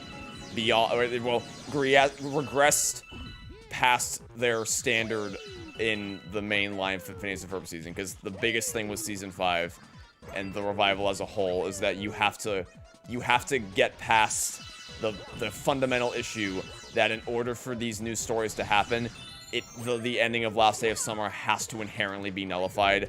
They have to make it such that Candace is now fully into busting her brothers again, and Doofenshmirtz has gone back to evil.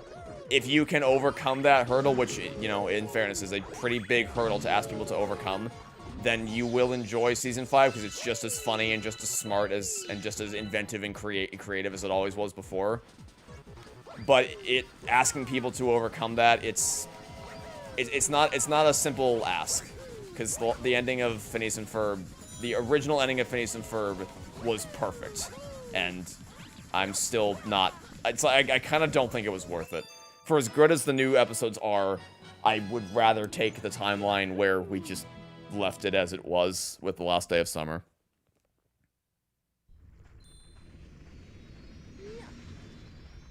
You think what Pixar meant by we're done making sequels, that actually meant we're taking a break with sequels for a while? I believe they fully intended on committing to original releases, because if you look at their track record, everything that would have been in production and greenlit from that point when he would have said that, those being Onward, Soul, Luca, Turning Red, I guess Lightyear would have also been in production, but depends on how much you want to skirt this definition, but it's technically an original story.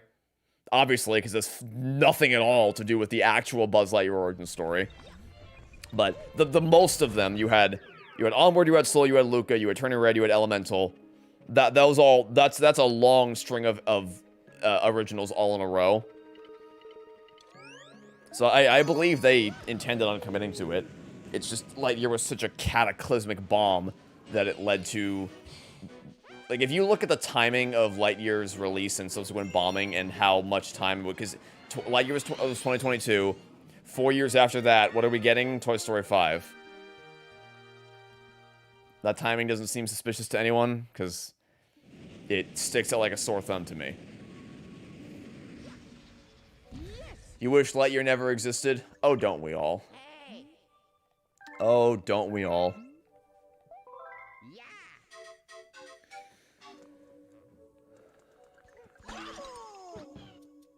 What do I prefer, Inside Out 1 or Inside Out 2? I say Inside Out 2. I never thought I would say that, but I think it reaches greater emotional heights than the original Inside Out does, which, again, crazy to say that, considering how good the original Inside Out is, but I would give the slight... It's not a huge edge, but I would give a very slight edge to Inside Out 2. Independently of the production circumstances that were abhorrent. It is interesting how people are pretty much in unanimous agreement that what happened with Inside Out 2's production was horrible, but you don't really see people talking about Toy Story 2's production troubles in the same way. It's more regarded in a triumphant light that they managed to pull something so incredible out of such a horrific cathedral being assembled out of a hurricane. But I think that's partly because Toy Story 2 was self-inflicted. It's like Disney refused to move the release date, so Pixar had a choice to make. They could either stick with the original version of the story that wasn't working, or rework the story in 9 months and just tough it out and deal with whatever struggles come with it. And I think people look at that as an example of creative people who refuse to let their artistic integrity be compromised in any respect. So they pulled themselves up by their bootstraps and just said, whatever it takes, we're going to get this movie done on time up to our standard of quality, because we refuse to let our legacy be tainted, and we refuse to let these characters be tainted for people. Versus Inside Out 2, which is, our company is dying. If this movie is not an insane success, Pixar's going under. We need all hands on deck. I don't care what family stuff you have going on. It's all getting pushed to the side because we need Inside Out 2 to be incredible. And then they, not only do they abuse them horribly with crunch hours, but then they laid off over half the staff, and they couldn't even collect bonus checks after the movie became a monumental success. Just horrible all around, really.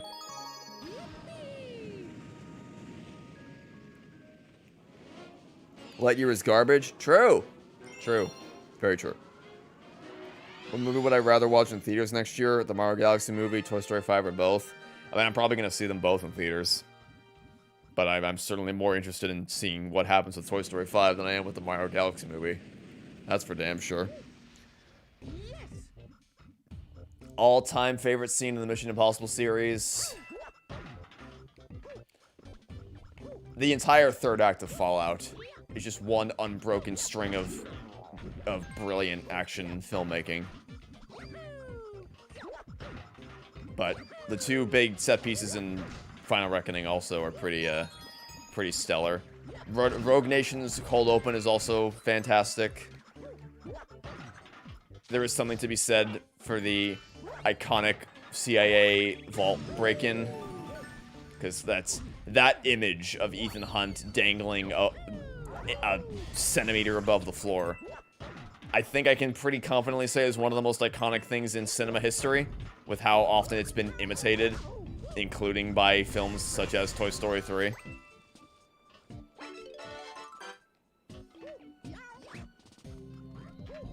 Oh no, hi there. How you doing? Mission Impossible 3's opening was pretty amazing. It was certainly bold to just kind of toss you into the middle of a situation not knowing what the hell was going on, and then doing a how did we get here sort of thing. You just hope that Toy Story 5 becomes a success and doesn't bomb depending on how the movie goes. Do you want that? Because I feel like we should be incentivizing Pixar to stop making these things. I don't know that I'm rooting for it to be a success. I'm sure it will be, but I'm not both to stop more Toy Story movies from being made and also to stop more Pixar sequels in general from being made. But of course it's not going to flop because it's Toy Story. I am zero expectations of it performing anything other than it, because like you can talk about how people hate Disney, but then you look at the numbers Moana 2 did and you're like, yeah, so it's not their movies aren't underperforming because people are fed up with Disney. It's because they're just not things they recognize. But when you show them Moana, or you show them Inside Out, or you show them Lilo and Stitch, then all of a sudden people flock to it in droves. And whatever principle people previously applied to not supporting Disney, it quickly becomes clear it was never a principled thing. It was just, I don't care to see this. But I do care to see Moana, because Moana's cool. We like Moana. I'm sure the Tangled live-action remake is going to be a huge success as well. It's all so tiresome. What's my favorite of the Yoshi fruits? Dash Pepper. Dash Pepper is my favorite. However, I do appreciate the Bulbberry, because it reminds me of the ending of Last Crusade with finding invisible paths. Do I hate Disney? If it wasn't apparent by the final text on screen in my Owl House video, which read, and fuck you, Disney. Yeah, I don't really have any respect for this company. At all. Which is kind of a bizarre feeling to have, because they used to be the paragon of wholesome storytelling and the standard of quality set in the animation industry. Now I just have nothing but burning contempt for Disney and everything they've done, everything they've become. Thoughts on Tangled, the series so far? it's funny you say that because I literally just finished watching season 1 and like an hour before I started streaming today. And while I'd say that I like it more than I would say that it's great, like if I really wanted to, I could pick apart the execution of some things and how it's kind of flawed in some areas, could definitely be better. But I was still very, very pleased with it. The show's very, very funny. It's tackling a lot of interesting dynamics between characters from the movie, and also introducing a lot of new characters that I really like. One of my favorite episodes from season 1 was the Science Expo episode, like Great Expotations or something like that, which is the stars of that episode are Cassandra and Varian, 2 characters who are not in Tangled. So I'm really happy with also the music of Let Me Make You Proud, Ready As I'll Ever Be, Wind in My Hair, Life After Happily Ever After.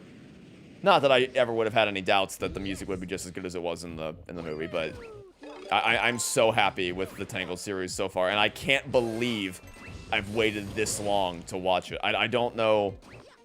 I think it's just because the pilot movie that I watched back in 2017 did absolutely nothing to impress me, and in fact did the opposite, so I wasn't compelled to check out the series. But boy, what a mistake that was, because I am very happy with the show so far.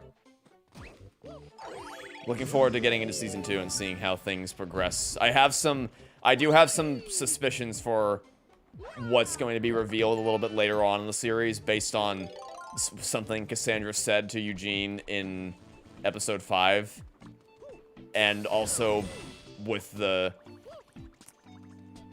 well, I don't know, combining what Cassandra said in episode 5 with the fact that there are characters in the Tangled show that are not in Tangled Ever After, and it's hard not to think, so if you're not gonna be in Tangled Ever After, then what happens to your character, and why does that happen to your character? And just putting those pieces together, it leads my brain to a certain conclusion. That, and also just the way Cassandra's character design is suspicious. I'll say that much. If you've seen the show, I imagine you probably have an idea of what I'm implying, but if you haven't, I'm trying to remain as spoiler-free as possible. I like the character Varian? Yeah? Well, you know, like, I appreciate his character writing. I'm looking forward to seeing what else they do with him in subsequent seasons. And being voiced by Jeremy Jordan is obviously a huge plus as well. Have a good rest of the day, enjoy the rest of the game. Thanks, Ava. Hope you have a good day as well. Will I make a top 20 favorite shows of all time? That's maybe not top 20, but I'll make a best and worst of shows at some point. I just don't know when. It's not a priority for me right now. Where's the last one? Oh, it's right there. I'm blind. It's literally right there.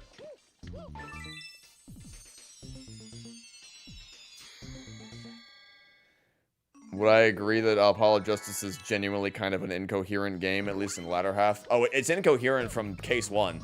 Case 1 is no... It being the best case in the game doesn't make it any less incoherent. But yes, it does get rapidly more incoherent the deeper into the story you get. My subsequent replay of that game did not improve my feelings on it, really, in any meaningful way.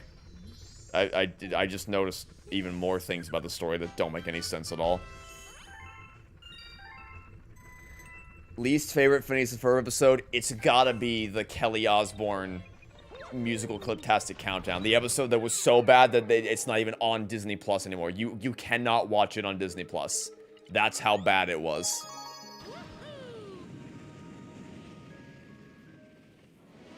But I'm also not fond of Ferb TV. Points for trying to do something different, but, nah. I replayed Apollo Justice last year when the Apollo trilogy came out. I played through the sequel trilogy again.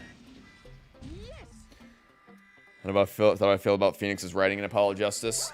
You're out of your league, Rock Boy. There's no substitute for experience. Shoot me. I hate it. He wouldn't say those things. He wouldn't act like that. He just wouldn't. I'm not. I am very, very vehemently against how Phoenix is written in that game. What's wrong with Ferb TV? It's just all over the place. It's a disparate connection of a bunch of different, like, the idea is that they're flipping through a bunch of different channels and seeing a bunch of wacky spin-off ideas and using all the Phineas and Ferb characters. I don't find any of them particularly funny or engaging or anything. Also, alright. The physics, we're having a normal one there for a second. It just feels like a waste of an episode. Oh no. Thankfully he is fixed in later games. Yes, but he also kind of turns heel a little too quickly in Dual Destinies. It's an instant snap back to account for the backlash that they got for Apollo Justice, which I'm not really a fan of. It's the same principle I have for Toy Story 5. Don't just snap your fingers and erase Toy Story 4. Try to be a little more creative in how you get... I can't wait to see the hoops they jump through to justify how and why Woody is back with the group now. It's going to be so funny. No matter what they do, it's not going to make sense. It's either going to be horrifically contrived or just straight up logically incoherent. I can't wait. It's going to be so great. Seeing them try to fumble their way out of this. I do find myself wondering how badly they regret the decision to separate Woody from the gang. Because you know they would have had to have the conversations of like, oh fuck, what are we gonna do now? We gotta get Woody back, but he's all the way out in the middle of nowhere, and also we deliberately made it so that there's literally no way they can possibly contact him. What the fuck were we thinking? Makes you wonder. I am looking forward to seeing them try to fix this enormous problem they've created for themselves.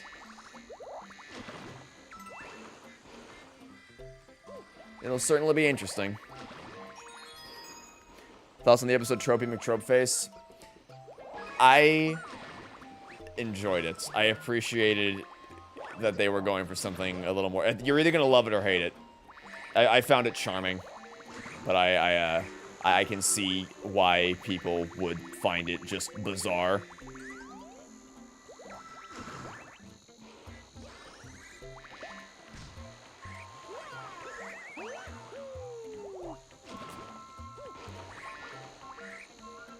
My opinion on Bob Chapek's time as CEO. I'm not really knowledgeable enough on the different Disney CEOs' individual reigns to provide a well thought out answer to that question.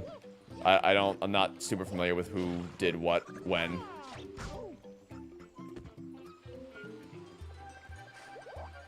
What superpower would I like to have? I love the ability to teleport, because it would mean that I can visit my friends and family much more frequently. Either that or a portal gun would be cool. But yeah, just not having to worry about planes or trains or driving or anything like that.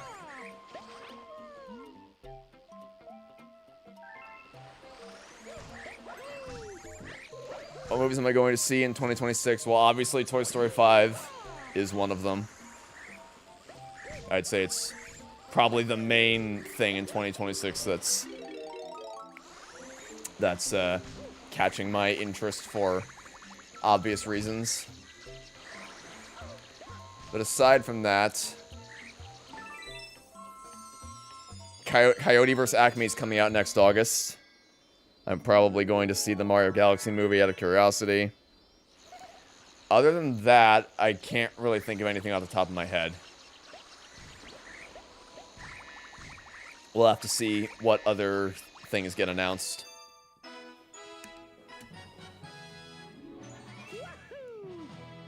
Favorite novel I've read? I don't really have a single definitive answer to this question. But my mind does go back to The Fall of Reach a lot, the original Halo book, prequel to Combat Evolved, which also was released before Combat Evolved. I think this came up on a recent stream. I usually go for favorite authors more so than favorite books. So, Agatha Christie, I'm a fan of most of her mysteries. Stuart Gibbs, reading since I was a kid. Still check out his new books, even if I'm not as into them as I used to be. There's the Hunger Games trilogy. There's the Divergent trilogy. Defending Jacob is even though the series is better, book's still really great. Yeah, I don't know that I really have one specific favorite book. You can't believe we're already less than a year away from Toy Story 5. It feels surreal, doesn't it? It feels like just yesterday it was February 2023 and we were all still reeling from the fact that Toy Story 5 was even happening in the first place. It still doesn't even feel real, by the way. I don't think it'll really feel real until the first trailer comes out. Probably next month. But it's so close and it doesn't feel like it's that close. Next summer is gonna be such a train wreck, I can already tell. No matter what happens with the movie, it's gonna be a train wreck.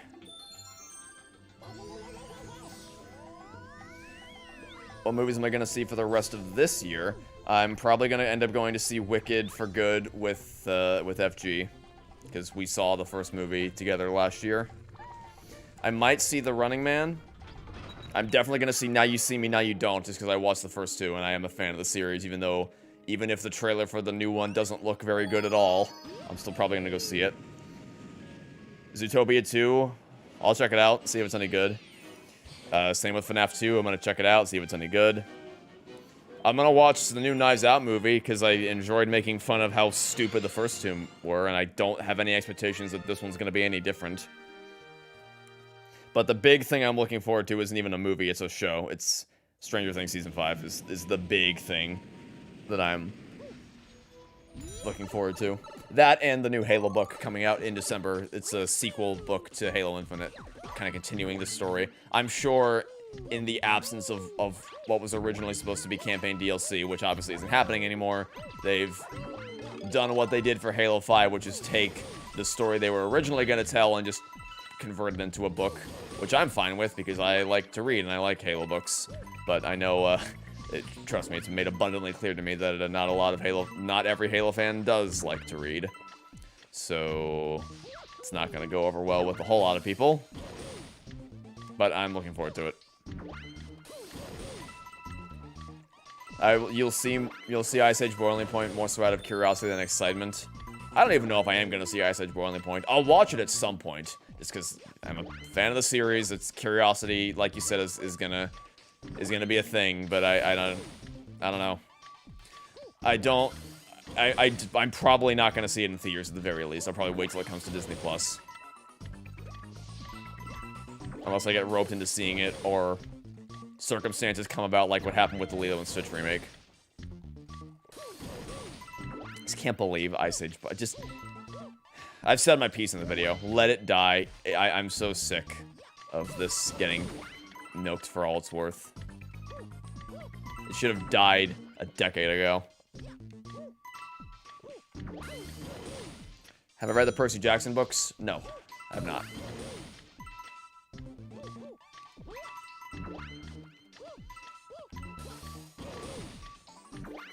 Am I gonna make a video on Toy Story 5 similar to Lightyear and Dial of Destiny Elemental? Yeah, I don't... I mean, I'm going to cover it in some capacity when it comes out because people are gonna want to know. One, I'm gonna want to talk about it. Whether it's good or bad, I'm gonna want to talk about it in a video.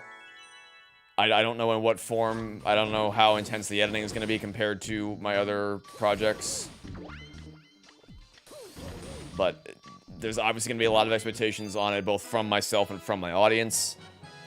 And that's why I say next summer is going to be crazy, and it's going to be a disaster. It's going to be a lot of work in not a very lengthy amount of time.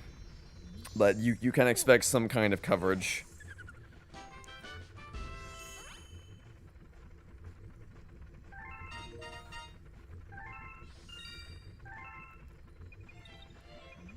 Let it die, let it die, let it shrivel up and die, yeah.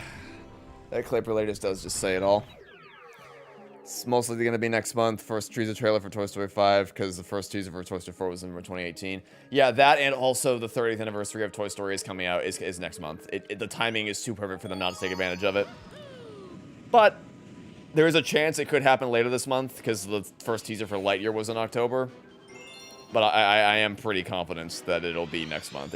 Again, it's the timing is too perfect for them not to take advantage of it. What is the first Blue Sky Studios film that I watched? I think it was Horton Hears a Who. I think that was the first one that I watched.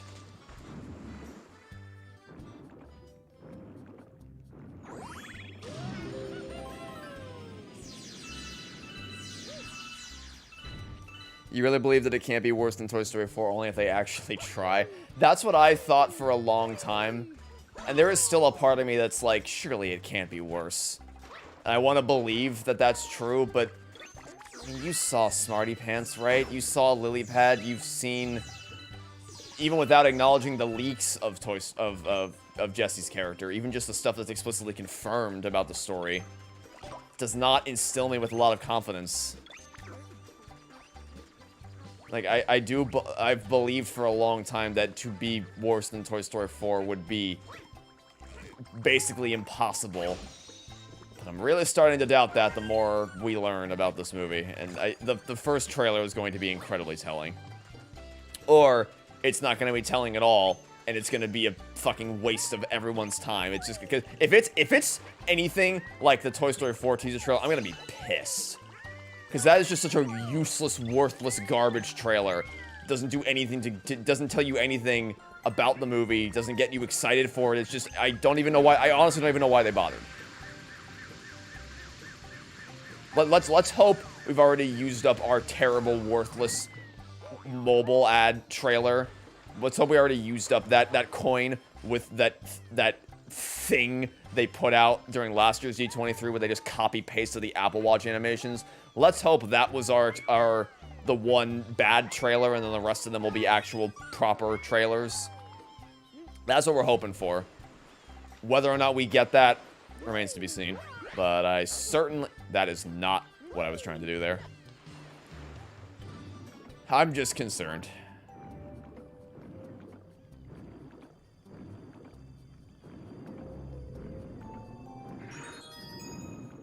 The number of the new characters is so generic.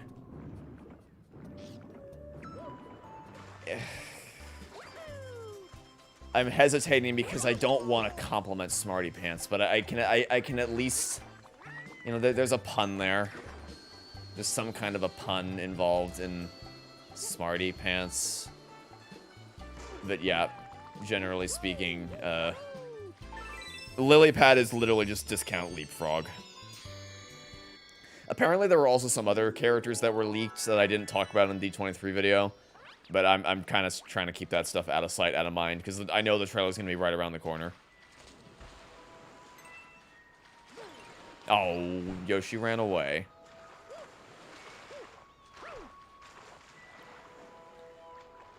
Given that a scene has already been shown, you doubt we'll get a Toy Story 4 style teaser. You would think so, but I wouldn't put it past them either. I'm hope because what I'm clinging on to is the fact that Lightyear. One, that the Lightyear teaser trailer was more substantive. And two, that I wonder how much of the Toy Story 4 trailer being so undercooked is just because of how much trouble that film had during production. Because the story... I didn't know this until recently. Did you guys know that they rewrote the ending of Toy Story 4 6 months before the movie was going to come out? Which, doesn't that just explain so much, first of all? But also, it's like, if they were making significant creative changes that late in production, you wonder how much they really had done when they made that teaser. And it's like, maybe that was all they could show. I don't know. So, I'm just hoping we don't get a repeat of that with Toy Story 5.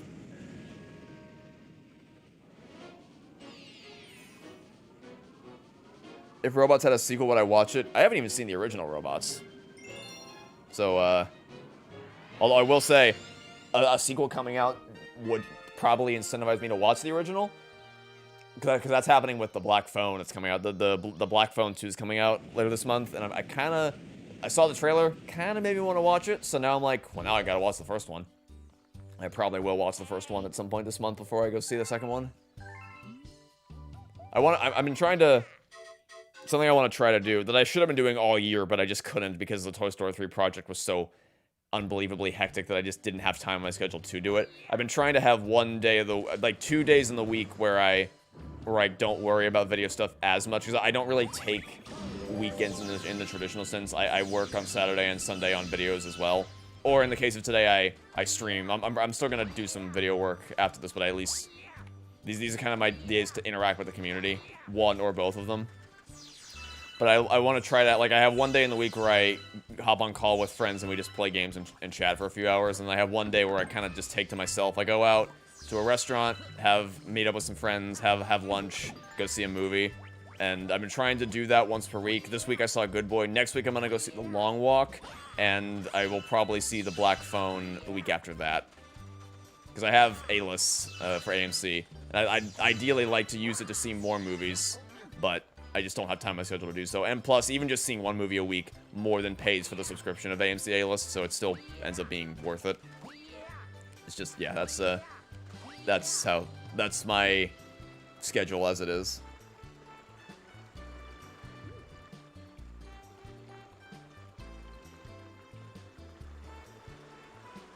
Have I seen any other Blue Sky movies besides the Peanuts movies and Ice Age series? I have indeed. Obviously, I just mentioned Horton Hears a Who. I've seen Rio. I've seen both Rio movies. I don't remember anything about Rio 2, but I have seen both Rio movies. I've seen Epic. Don't remember anything about that one either. And I think that's all the ones I've seen. I haven't seen Ferdinand. I haven't seen Spies in Disguise. I haven't seen Robots. That's most of them, though. That is most of Blue Sky's output, I believe. Unless I'm forgetting something.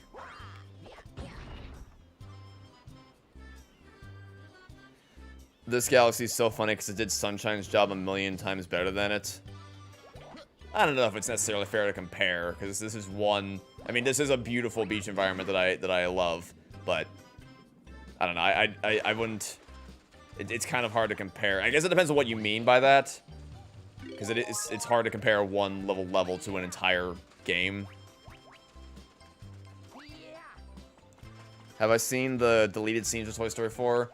Yeah, I have. I kind of skipped over the ones that didn't seem that important, like the Buzz discovering an army, like, of the decrepit carnival toys or whatever. Just, I glossed over those ones, but the big ones, like the original ending where Bo finds a kid, which is obviously the ending they were originally setting up with a story that they just chickened out of at the last second.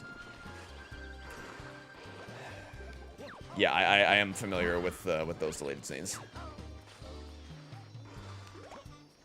Well, I'm just hoping we don't find out months after Toy Story 5 comes out that the production was yet again a complete nightmare. But first, we gotta worry about whether the movie's gonna end up even being good.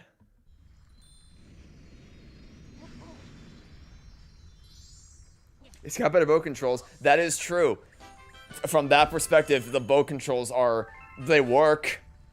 They behave as you would logically expect them to. You don't have to shoot forwards to propel yourself forwards. Because physics... More just the general beach resort theme in the Piantas. Well, I don't know. I'd give Sunshine a little more credit than that. Starshine Beach, like I said, is gorgeous, but as a place to explore, I'd say Sunshine feels more cohesive. It has a more well fleshed out world that feels more lived in because of all the different places you go to. But I wouldn't use it as an indictment against Galaxy because, again, it's one level versus an entire game. But I don't know that I'd say... I don't know that I'd say that it's aesthetically or in terms of its world any, like, leaps and bounds ahead of Sunshine. Thoughts on DreamWorks is Abominable? The movie of all time. I've seen it twice, and I remember equally as little about it after my second viewing as I did from my first viewing. it's whatever. It feels like it stems from a personal place, which is cool, but I don't find it that interesting. No one really talks about Abominable. That's why it's my go-to pick for just when someone, because sometimes I'll get asked what's the most mediocre movie you've ever seen, and it's kind of hard to answer that question because the thing with mediocre movies is that they're kind of forgettable, so you don't remember them. So when you're asked to name the most mediocre movie you've ever seen, it's not as easy as naming your favorite or least favorite thing, because obviously those stick in your mind pretty cleanly for different reasons, which is not the case for movies like Abominable. That is my go-to example for just movies that have had no staying power, at least with me specifically.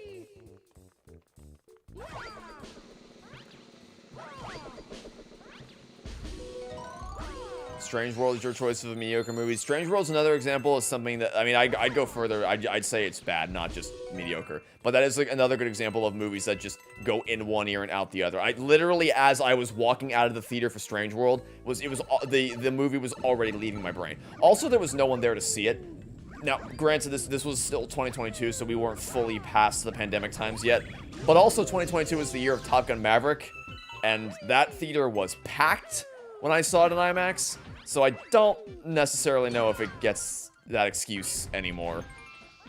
There was no one was in my theater when FG and I went to go see Strange World. No one cared. No one cared past tense, and no one cares present tense. It's just not a memorable movie. How badly did the behind-the-scenes drama of Elio affect my view in the final film? Very dramatically. I don't care about Elio really at all. Even though I enjoyed it when I watched it, now I think I talked about this in the D23 video. My ability to feel anything substantive about that film is just gone. All I see is the ruins of a far better, what everyone on the crew says was a far better story, and just seeing how a man's vision and dream was treated and replaced by two people who didn't understand his vision and completely gutted it. I hate what happened with Elio. So, yeah, it drastically affects my views in the final film. You had to sit in the front for Top Gun Maverick? Oh, you poor soul. Please tell me it wasn't an IMAX, because sitting in the front row for any movie theater is already painful enough, but having to do it in IMAX is just a free trip to the chiropractor, essentially. I can't even imagine having to crane your neck upward at that enormous screen for the whole movie. How would you even enjoy? I don't even know how one would enjoy the movie at that point. No matter how good the movie itself is, just the experience of doing so. It's like if you have to watch a movie sitting on a bed of nails. Like, that don't really matter how good the movie is. You're just gonna be in pain the whole time. What happened with Elio? Short version is Adrian Molina had a vision for a story, but they forced him to completely change it. They offered him the chance to stay on the project, but he basically said, I mean, he didn't say this, but he left, I assume, because he was like, man, if you're gonna just fuck with my story this badly, then why would I stick around on the project? If you're not gonna let me tell my story anymore, then why would I stay? I'll just go do something else. I'll go back to work with Lee Unkrich on Coco 2, which is a creative that I actually trust and who respects my opinions and my beliefs and my visions.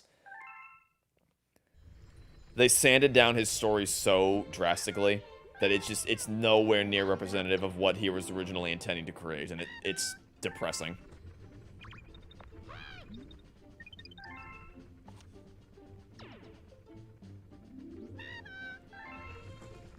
Did Molina leave Pixar? Nope, he's still working at Pixar. He's working with Lee Unkrich on Coco 2 now.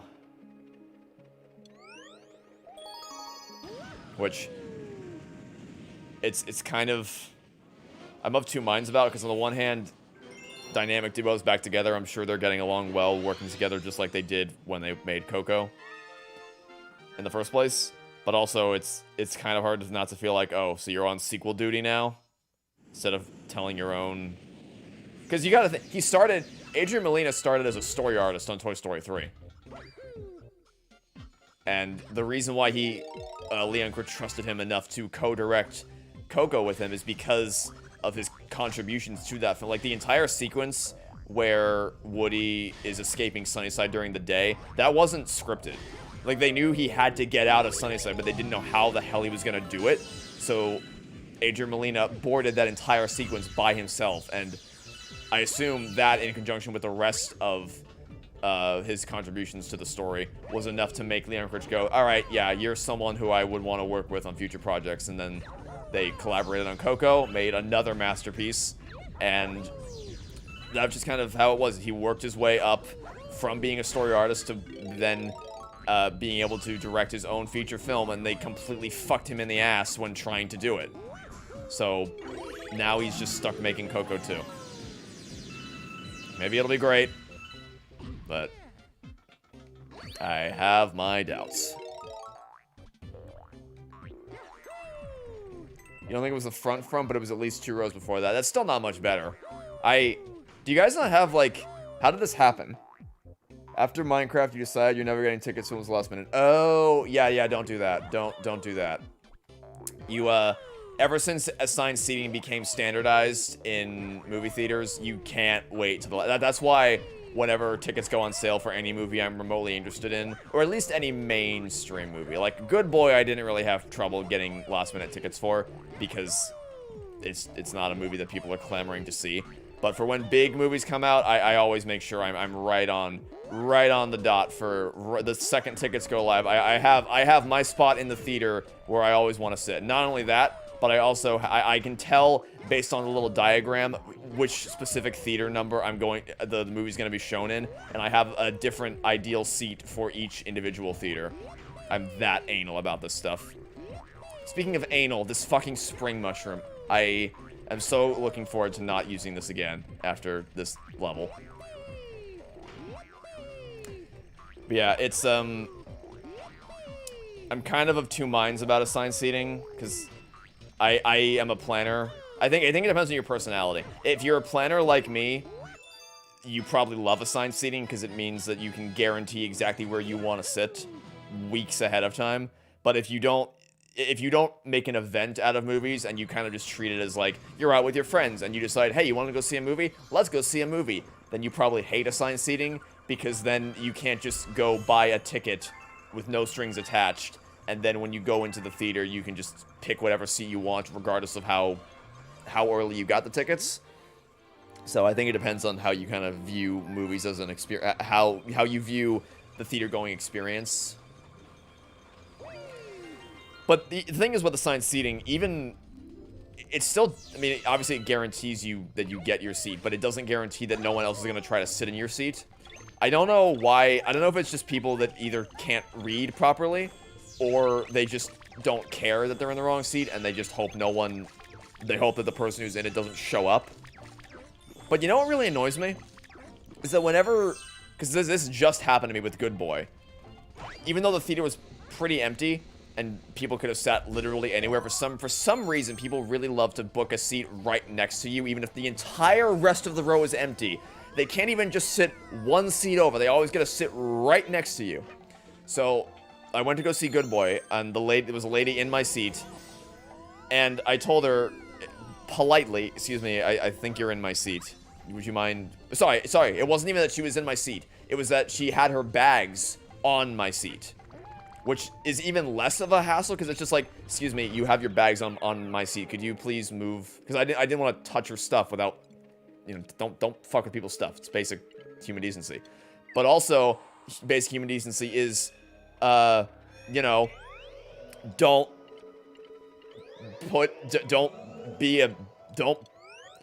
make a big deal out of, like, don't be, I don't want to use the, don't be a jerk when someone's like, hey, you're in my seat, can you move your stuff, please? She gave me the most condescending eye roll, like, oh my god.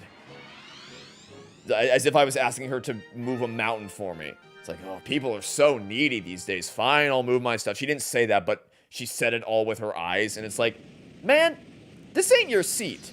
I paid money. I didn't say this to her because I didn't want to start a fight in a movie theater. But what I would not have been unjustified to say is, man, I paid for this seat.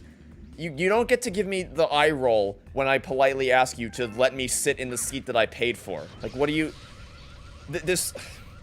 This wouldn't fly in any other, like, if you bought tickets to a specific seat at a hockey game or something, this would never fly.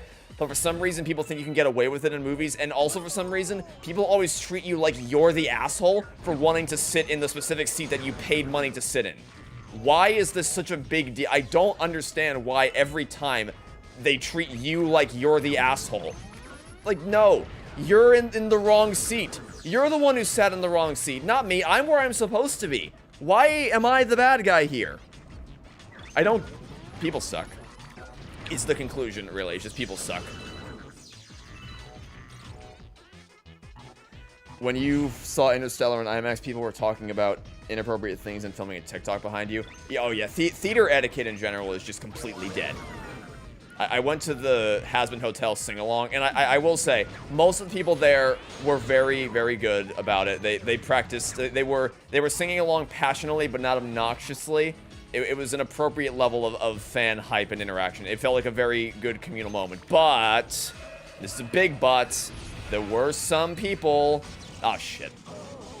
There were some people that acted like they did, like people did when Wicked was coming out, and it's like, oh, this is an event. I gotta film the screen so I can show people on TikTok that I went to the Hazbin Hotel sing-along, and then I gotta post a selfie, and then I gotta take flash pictures in the theater, and it's just, man, theater etiquette is just genuinely dying. But again, I don't want to make it seem like it was everyone doing this, because it wasn't. It was just the fringe minority that ruins it for the majority. I don't know when this trend of people just being insufferable twits in movie theaters started, but I'd like it to stop. It never will, of course, but sure would be nice if it would. A Minecraft movie, I know, yeah, of course, a Minecraft movie is the obvious example of just people being shit at everything. But that's above and beyond. What was happening in those theaters is genuinely unbelievable, unprecedented, and hopefully never to be repeated. Although the Minecraft movie 2 is coming, so who knows? But yeah, that's certainly not the standard. Like, I wouldn't say it's... The average person in a movie theater is fine. It's not like every theater you go to is going to have these types of problems. But it is prevalent enough, so like, it's not always as bad as things were for the Minecraft movie. But it is prevalent enough for it to be an issue worth talking about. Which is a shame. I mean, not that there weren't ever people in movie theaters that were total assholes, because of course there were. But it does feel like it's gotten noticeably worse since the advent of, like, social media and TikTok. Has just poisoned people's brains to treat everything like an event. It's like people treat it like they're trying to help their phones live better lives instead of trying to live life for themselves. It's like, hey, look at this phone. Look at this cool thing that's happening. Can you see it? Can you see it? Can you? Just trying to capture as many moments with videos and phones to store, or videos and photos to store on their phone, instead of actually experiencing them. And there's nothing wrong with taking pictures given in certain situations. Like, trust me, I get the appeal of wanting to hold on to a physical memento of something that's really important to you. But common courtesy is also a thing that applies, and some people just aren't interested in staying true to that, unfortunately.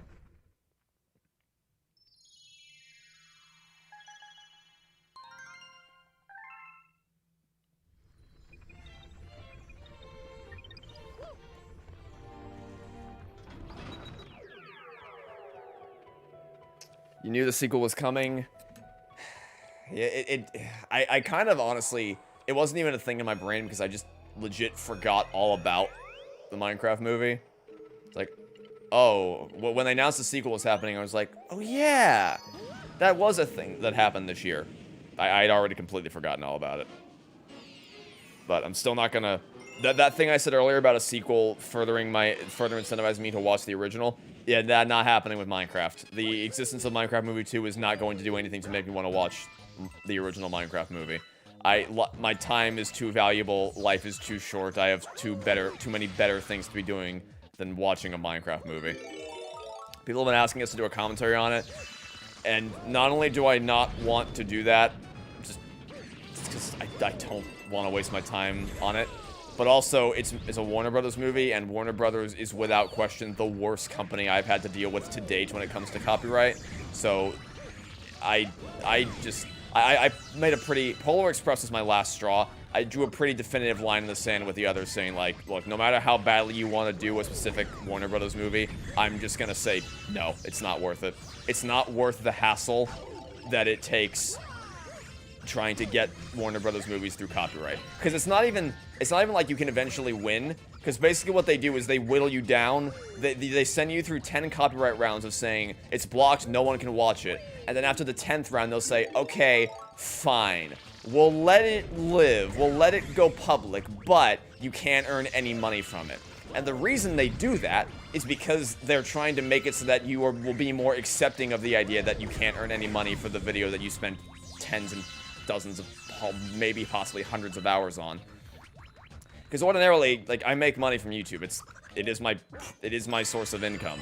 So I would rather not have to. I've had to compromise on it sometimes for commentaries, but I don't like having to do it because, you know, it's my source of income.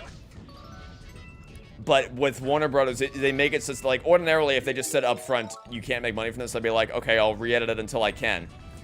But with Warner Brothers, because they put you through so much pain and agony trying to get it past their filters, eventually you're just like, okay, if people can, look, as long as people can see it, I don't care. Fine, take all the money you want. I don't care as long as people can see the thing that we made. And that is just scummy as fuck. I'm sorry. And then that's not even mentioning what Warner Brothers was doing around the time The Flash was coming out, manually striking down people's reviews that were 1000% fair use. That was real shit. That was proper garbage, what was happening with, I think, all the movies they released. Like, what was it? Black Adam, Shazam, Fury of the Gods, and then The Flash were the big three, all of which were varying levels of dog shit.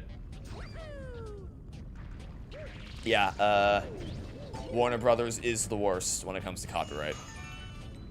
And it's not even close.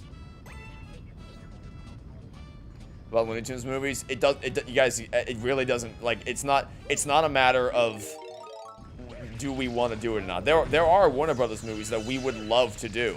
It's just a principal thing of it's legitimately not worth the time and effort that it takes to try to get these videos through copyright, only to ultimately not even be able to make any money off of all the effort that went into making it in the first place.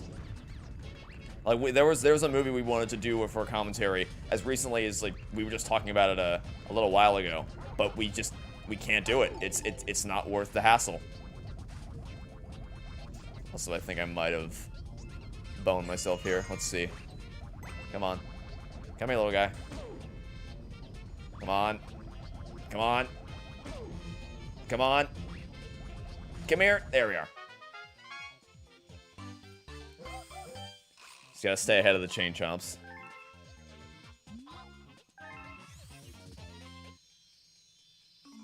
Have you seen any fan-made Minecraft movies? I've seen the fan-made trailer for the back when the Lego Movie had its first trailer, and I remember seeing someone make a parody of it with Minecraft. But as far as full-fledged Minecraft movies, I've seen an analog, sort of like analog horror-esque series that was filmed entirely in Minecraft. That was pretty cool. But like full-on animated Minecraft movies, no. I've seen, like, I guess the closest to that would be music videos. Like, for instance, the Captain Sparkles quadrilogy of Fallen Kingdom, Take Back the Night, Find the Pieces, Dragonhearted. If that counts, then I guess that would be an example.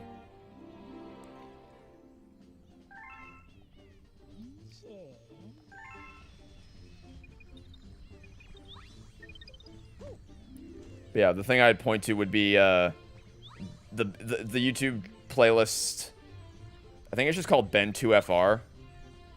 If you look up Ben2FR Minecraft, It's a YouTube channel. Has an analog horror series that's really, really effective and really, really clever. I definitely recommend checking that out. What's worse, The Amazing Spider-Man movies or No Way Home? No Way Home is more fundamentally broken than The Amazing Spider-Man movies because it involves multiversal spell shit. But No Way Home also has more redeemable elements than The Amazing Spider-Man movies, of which I can't really think of any off the top of my head. Watching those movies was a properly miserable experience. Well, I guess except for Andrew Garfield, just... like, he is not the reason those movies are terrible, and I'm glad he got a chance to kind of right some wrongs with No Way Home.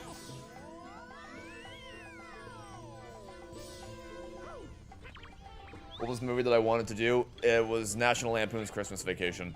We thought it would be a good thing to do for the holiday season, but it's much though we want to do it, it's just not worth it. It just is not worth it. It's a shame.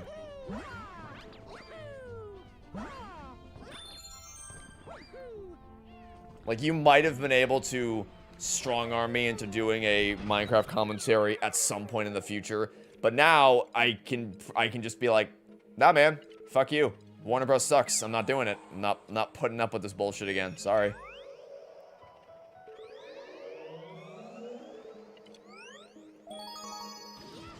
I pronounce it GIF or GIF. I pronounce it GIF.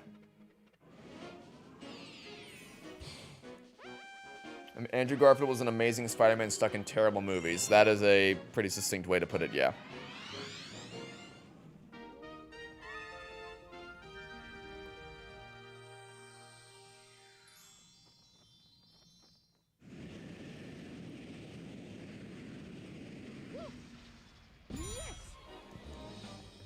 Alright, clock is ticking.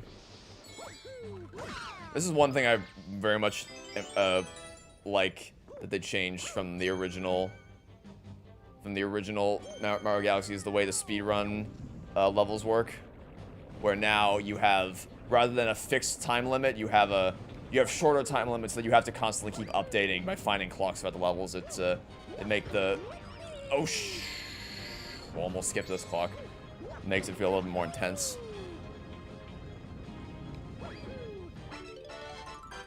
Have I seen any Sony animation movies besides Cloudy, Hotel Transylvania, and Spider-Verse?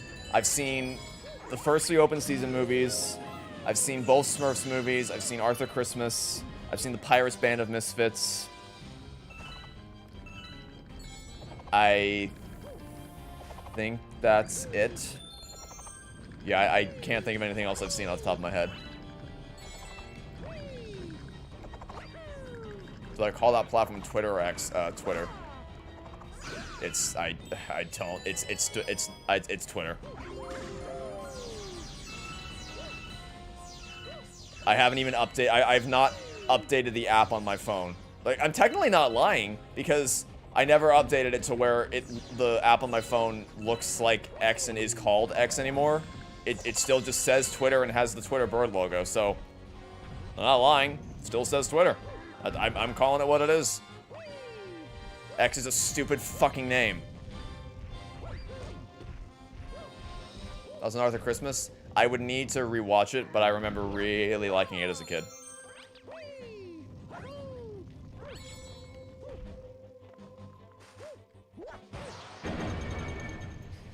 What do I think of The Social Network and the fact that it's getting a sequel? Well, The Social Network is a masterpiece of a movie, and the fact that it's getting a sequel is dumb as shit. I have zero hope for it. I probably won't watch it. I don't care. The story's done. It's over. It was a perfect self-contained story that needs no continuation. It's embarrassing that they're even going to try, to be honest.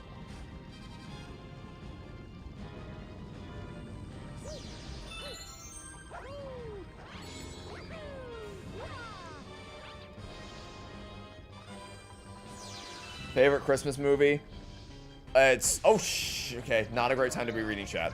Let's wait until the end of the star. But my favorite Christmas movie it's Home Alone. Or Home Alone 2. Home Alone is the better movie. I might like Home Alone 2 more. I guess it depends on what mood I'm in for which one I want to watch. But it's one of those two. Again, Home Alone is definitely the much tighter film. But Home Alone 2 is also pretty awesome. And I might enjoy it more. I might enjoy watching it more than I enjoy watching the original. Imagine if Whiplash got a sequel. I don't think you have to worry about that. I don't think Damien Chazelle would let that happen. Alright, are we finally ready to go fight Bowser in World 4? We got the Silver Crown for Worlds 1 and 2. Still just waiting on the Prankster Comet for Beat Block Galaxy. Oh, fuck.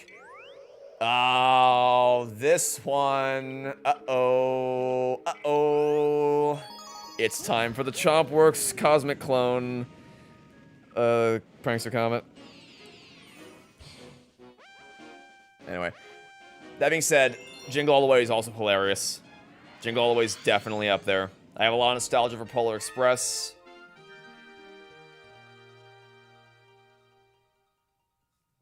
But I think ultimately it's still going to be Home Alone 1 or 2. Are there any Christmas songs I'm sick of hearing? No, not really. I don't feel the same... Actually, I'm not going to use Luigi for this. I don't want to be skidding to a stop. Or failing to skid to a stop, rather. Okay, first things first. Goodbye. But no, I'm not really one of those people who finds Christmas music irritating. I love the Christmas... I have a full playlist of Christmas music that I eagerly await listening to every year. And, in fact, it's kind of a yearly tradition that every time... After I'm done having Thanksgiving dinner with my family, I always look forward to as soon as I leave the Thanksgiving dinner and I go back home. The first thing I always do as soon as I get home is I immediately turn on my Christmas music playlist, and specifically I blast Straight No Chaser's cover of All I Want for Christmas Is You. That to me signifies that the holiday season has truly begun, and then I just have it on loop constantly until the holiday season wraps up. I sometimes even listen to it a little bit in the days after Christmas, but by the time New Year's rolls around, that's when I'm like, all right, it's time to move on. But yeah, I love Christmas music. Ow. Please don't kill me. I'm so close. Please, no. Holy shit. I don't appreciate... I kind of almost boned myself there with how close the clones got to me. Thoughts on the Oscars? Shit show. Total shit show. I mean, it's nice that they're starting to pay respect to a more diverse category of animated movies instead of just handing the Best Animated Feature award to Disney every year, but I still don't have a lot of respect for them. I was in Mario Kart World. I have more fun playing Sonic Racing Cross Worlds, to be perfectly honest. Mario Kart World bored the hell out of me when I played it. And I will still finish playing all the courses, but I really don't have a strong desire to do so. Which is also, this is actually an example of what I was talking about earlier in the stream. I started recording Mario Kart World fully intending it to be an LP. By the time I was done with episode 2, I was just like, man, I'm not feeling this. I don't feel strongly about this game. I'm not interested in providing any commentary for it. I don't really care. Thoughts on Flow? Masterpiece. Absolutely remarkable film that everyone should watch, and I hope more films like it get made. I'm so thrilled that it won the Best Animated Feature last year. That is huge, both for the people who made Flow, but also just for any other filmmakers working on a shoestring budget with a really small team, defying really a lot of the standardized tropes and expectations that come from animated movies. Flow winning tells them that they could be recognized for their achievements, and they aren't going to be inherently disqualified just because there's no dialogue, or it has a much more narrow appeal than something like Inside Out 2, which is very, very, very friendly to a broad audience of people of all ages and all demographics. So I can't believe SpongeBob is in Sonic Racing Cross Worlds. That is kind of strange. I would never have expected that to be the case. I really do want to buy Sonic Racing Cross Worlds because I had a lot of fun playing it. it's just, I can't justify. I didn't have so much fun playing it that I can justify spending $70 to buy it full. I'll get it when it's on sale. I will definitely get it as soon as it's on sale. It's just, I don't have a problem waiting because, again, not my desire to play it. There's a little bit of, man, I wish I was playing Racing Cross Worlds because everyone else seems to be having a fun time with it. But it's not such an intense feeling of FOMO that I want to race out and buy it at full price.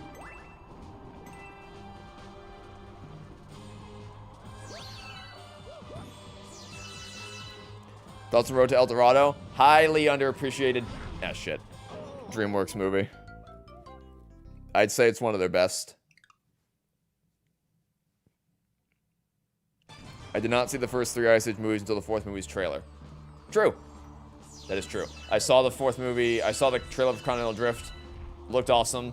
And so then that made me want to watch the first 3 so I could get all caught up in time to see the 4th one.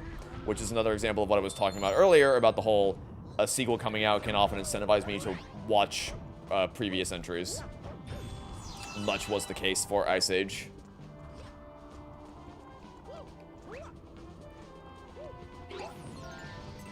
Am I excited for the final season of Stranger Things? Excited and also nervous. I'm really nervous how they're going to be able to tie everything up cohesively, how characters are going to be handled. But I am excited. I'm more excited than I am not excited, if that makes sense. My excitement outstrips my concerns. Or at least they will once I sit down and start watching it. Once it's out and I can finally watch it, then I'll probably be full hype mode. Right now, it's, I guess, a little more evenly split between concerns and hype. And then we'll see what happens in the aftermath as episodes start coming out.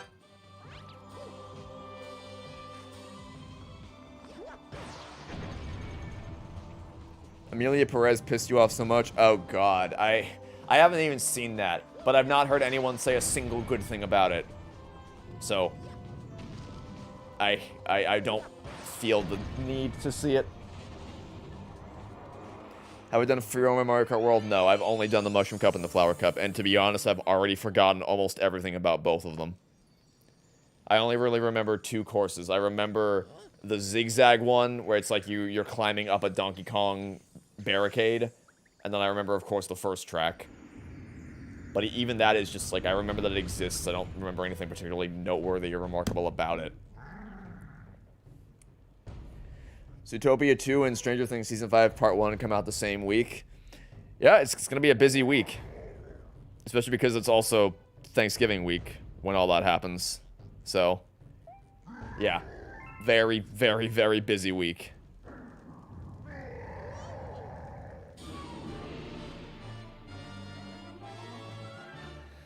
Alright, time to fight Bowser again. In the exact same way we fought him last time. And then not only that, but the week before that is when the final episodes of Hazbin Hotel Season 2 are going to come out. So, lots and lots of stuff coming next month. And there's also Toy Story's 30th anniversary, which, as I mentioned before, I'm sure is going to bring with it a new trailer. Which I'll have to cover in some capacity.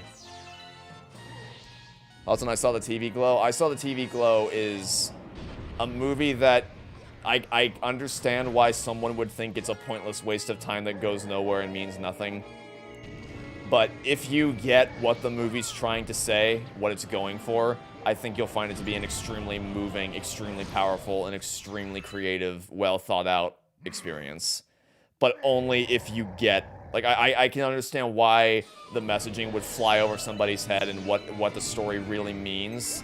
And if that happens, then it's not hard to see why someone would think it's a pointless waste of time. But I respect that movie a lot. And I really enjoyed watching it. My favorite Halloween movie? You know, I don't really think of Halloween movies the same way I think of Christmas movies. Like, I can't really think of off the top of my head. Apart from, obviously, Nightmare Before Christmas, which I guess would be my go-to answer.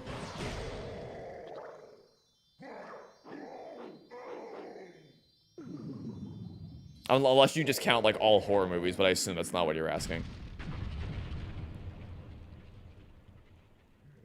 It probably is Nightmare Before Christmas if we're talking specifically Halloween-themed movies, right? Nothing else really springs to mind off the top of my head.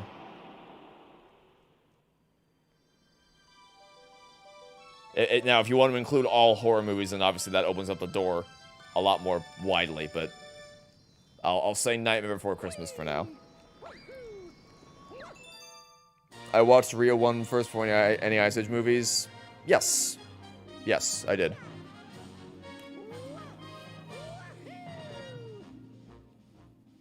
That was actually a pretty memorable night, because it was my first time seeing a movie in a theater, not during the daytime, but at night. I remember it was a whole big family event. I went there with my parents and my grandmother.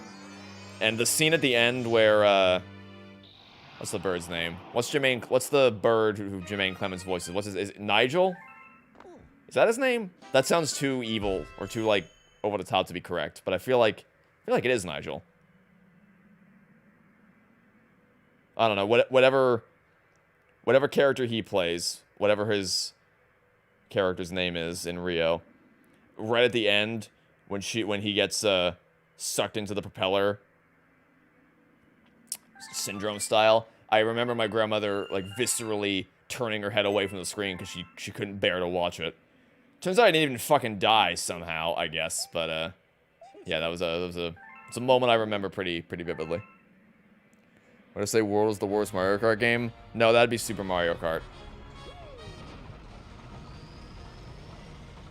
I just don't really have any strong feelings about Mario Kart World. It was boring when I played it. I didn't find it very enjoyable. But I don't hate it, so I don't think it's, like, the worst thing to ever happen to... It's economically speaking, what it means for setting a new standard for video game pricing, I hate. But the game itself, I just don't really have much to say about.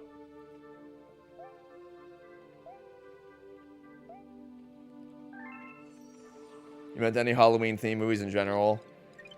Even then, I don't know. I'm still stuck on, I think Nightmare Before Christmas is got to be the pick. All right. I guess I could call things off here, but we'll do a Pranks of Comet. I want to go clean into World 5 when we start next time, so I'll do this Pranks of Comet really quickly before I sign off for the day. Answer a few more questions. That's some Freezy Flake Galaxy. Solid. Solid Galaxy. You bought your Switch 2 and refused to buy the system without the game? Yeah, same. I would never have spent $80 to buy Mario Kart World. And it's like, I don't even necessarily regret... well, I guess I could have just bought the Switch 2 without Mario Kart World and never bought Mario Kart World, but I bought the bundle because if I ever wanted to play Mario Kart World, which I eventually ended up doing, I would never have wanted to... I wanted to... essentially think of it as future-proofing, is like, I've taken care of it such that I will never have to spend $80 on this game, regardless of how jazzed I am to play it. Yeah, I would never recommend anybody spend $80 on Mario Kart World. Also, we got a good chunk of...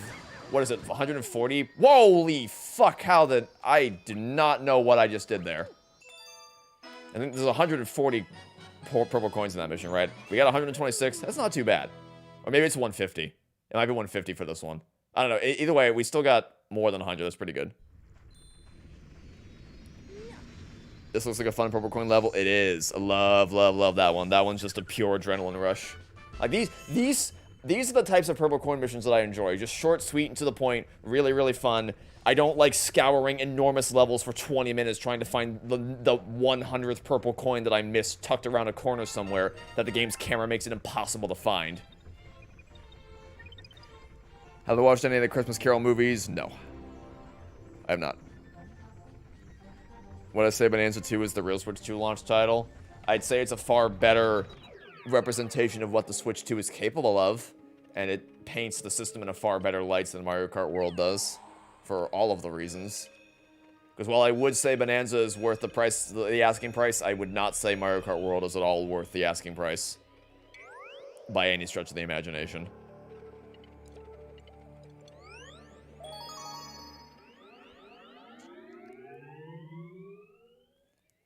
If I were in World 6 right now, I'd probably get one more star and then beat the game.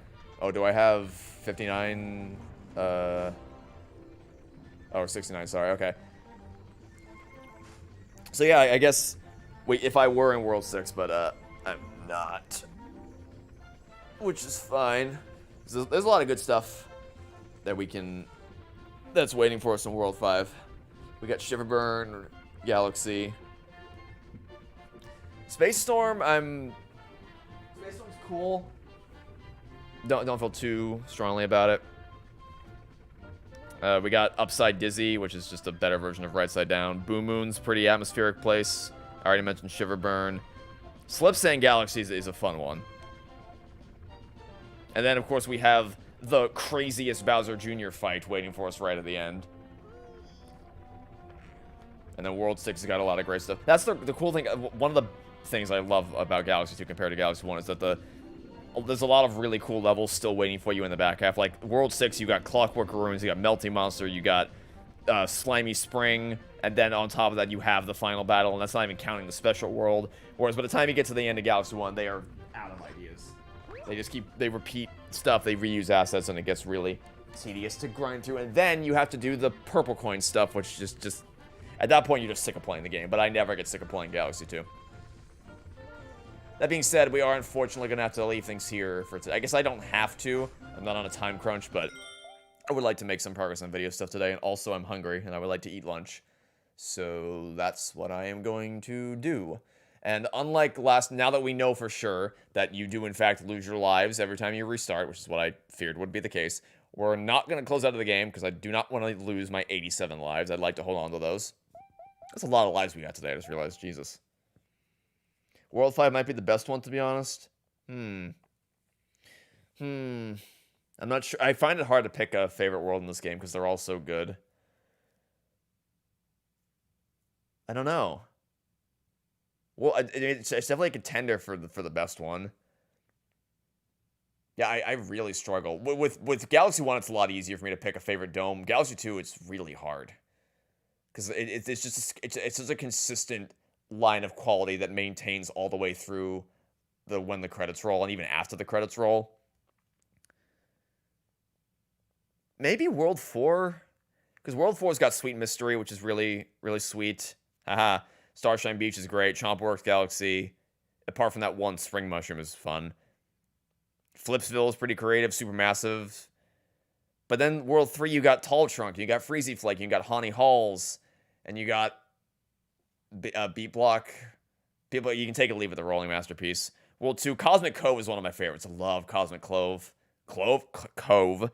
Hightail Falls is a classic. Puzzle Plank's great. Even World 1, you got Yoshi Star, Fluffy Bluff. I really don't think I can pick.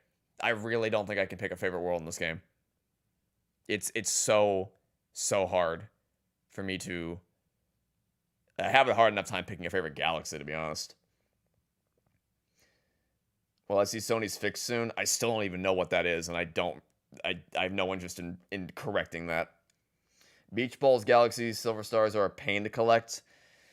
Yes, but Sea Slides are worse, because of at least Beach Ball is a relatively smaller level, but Sea Slide is just far too big for the type of level that purple coins require. Kind of call it off. Yep, I'll answer a few more questions, talk to people for a minute or two, but then I'm gonna be on my way. Go get myself some food. Fleet Glide Galaxy. I think I like Fleet Glide more than Wild Glide, but I'm not sure. Either way, it's a cool Fluzzard level. Fun fact: Supermassive Galaxy is a great place to grind for 1-ups. Yep, I showed that a little earlier in the stream where you just long jump repeatedly on the back of one of the Koopas, and you can just grind to 99 lives pretty quickly. What was my favorite Bonanza transformation?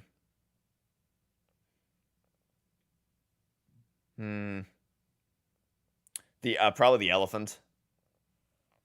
it was very, very satisfying being able to suck up all the terrain around you.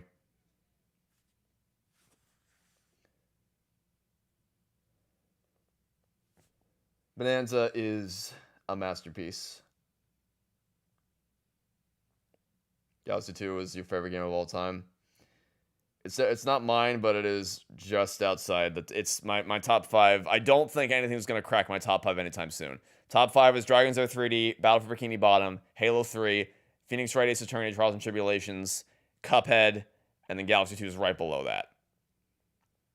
Things have crept up close to that. You have Resident Evil 7, Ori and the Will of the Wisps. There have been contenders that have approached the top 5, but to crack the top 5, even really the top 6, to be honest, is pretty much something truly mind-blowing would have to come out to knock any of those games off their throne. Thoughts on Fixed? Haven't seen it. Don't care to. Is the FNAF musical better than the FNAF movie? Probably, yes. I mean, obviously, it's low budget, and it's obviously kind of tongue-in-cheek, but I'll take that over whatever the hell the FNAF movie was. Thoughts on the Cosmic Shake? It is a worthwhile spiritual successor to Battle for Bikini Bottom. Obviously, it's nowhere near as good as it, and it starts out kind of weak, but it gets better the longer the game goes on, and I'm overall pleased with how it is. My first PG-13 movie was probably Indiana Jones and the Last Crusade.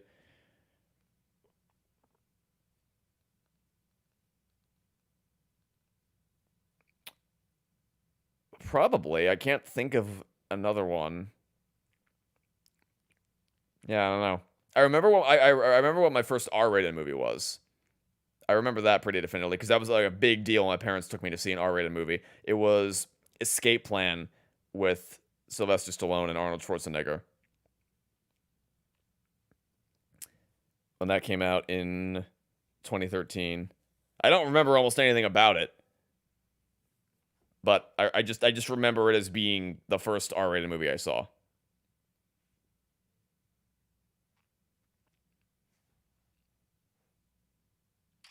As for first PG-13, I really only think it's Last Crusade just because I don't know what else it would have been. But yeah, we're gonna go ahead and call things off for today. Hopefully you enjoyed watching me play through more Galaxy 2. I certainly had a blast playing through more Galaxy 2.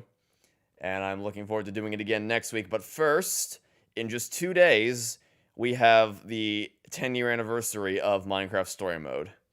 Which, again, not saying I have any definitive plans, but it sure would be cool if I did. Sure would be cool if there was some kind of anniversary stream. Planning to replay through the whole season. Well, not all of Season 1, because Season 1 is 8 episodes long, but at least the Widow Storm arc. And then we can come back to the Pearl Story arc at a later date, if I had those plans, which I am, of course, not saying that I do. Alright. Hopefully you enjoyed today's stream. Thanks for watching. Stay tuned for next time. I hope to see you all soon for whatever it is you decide to watch next.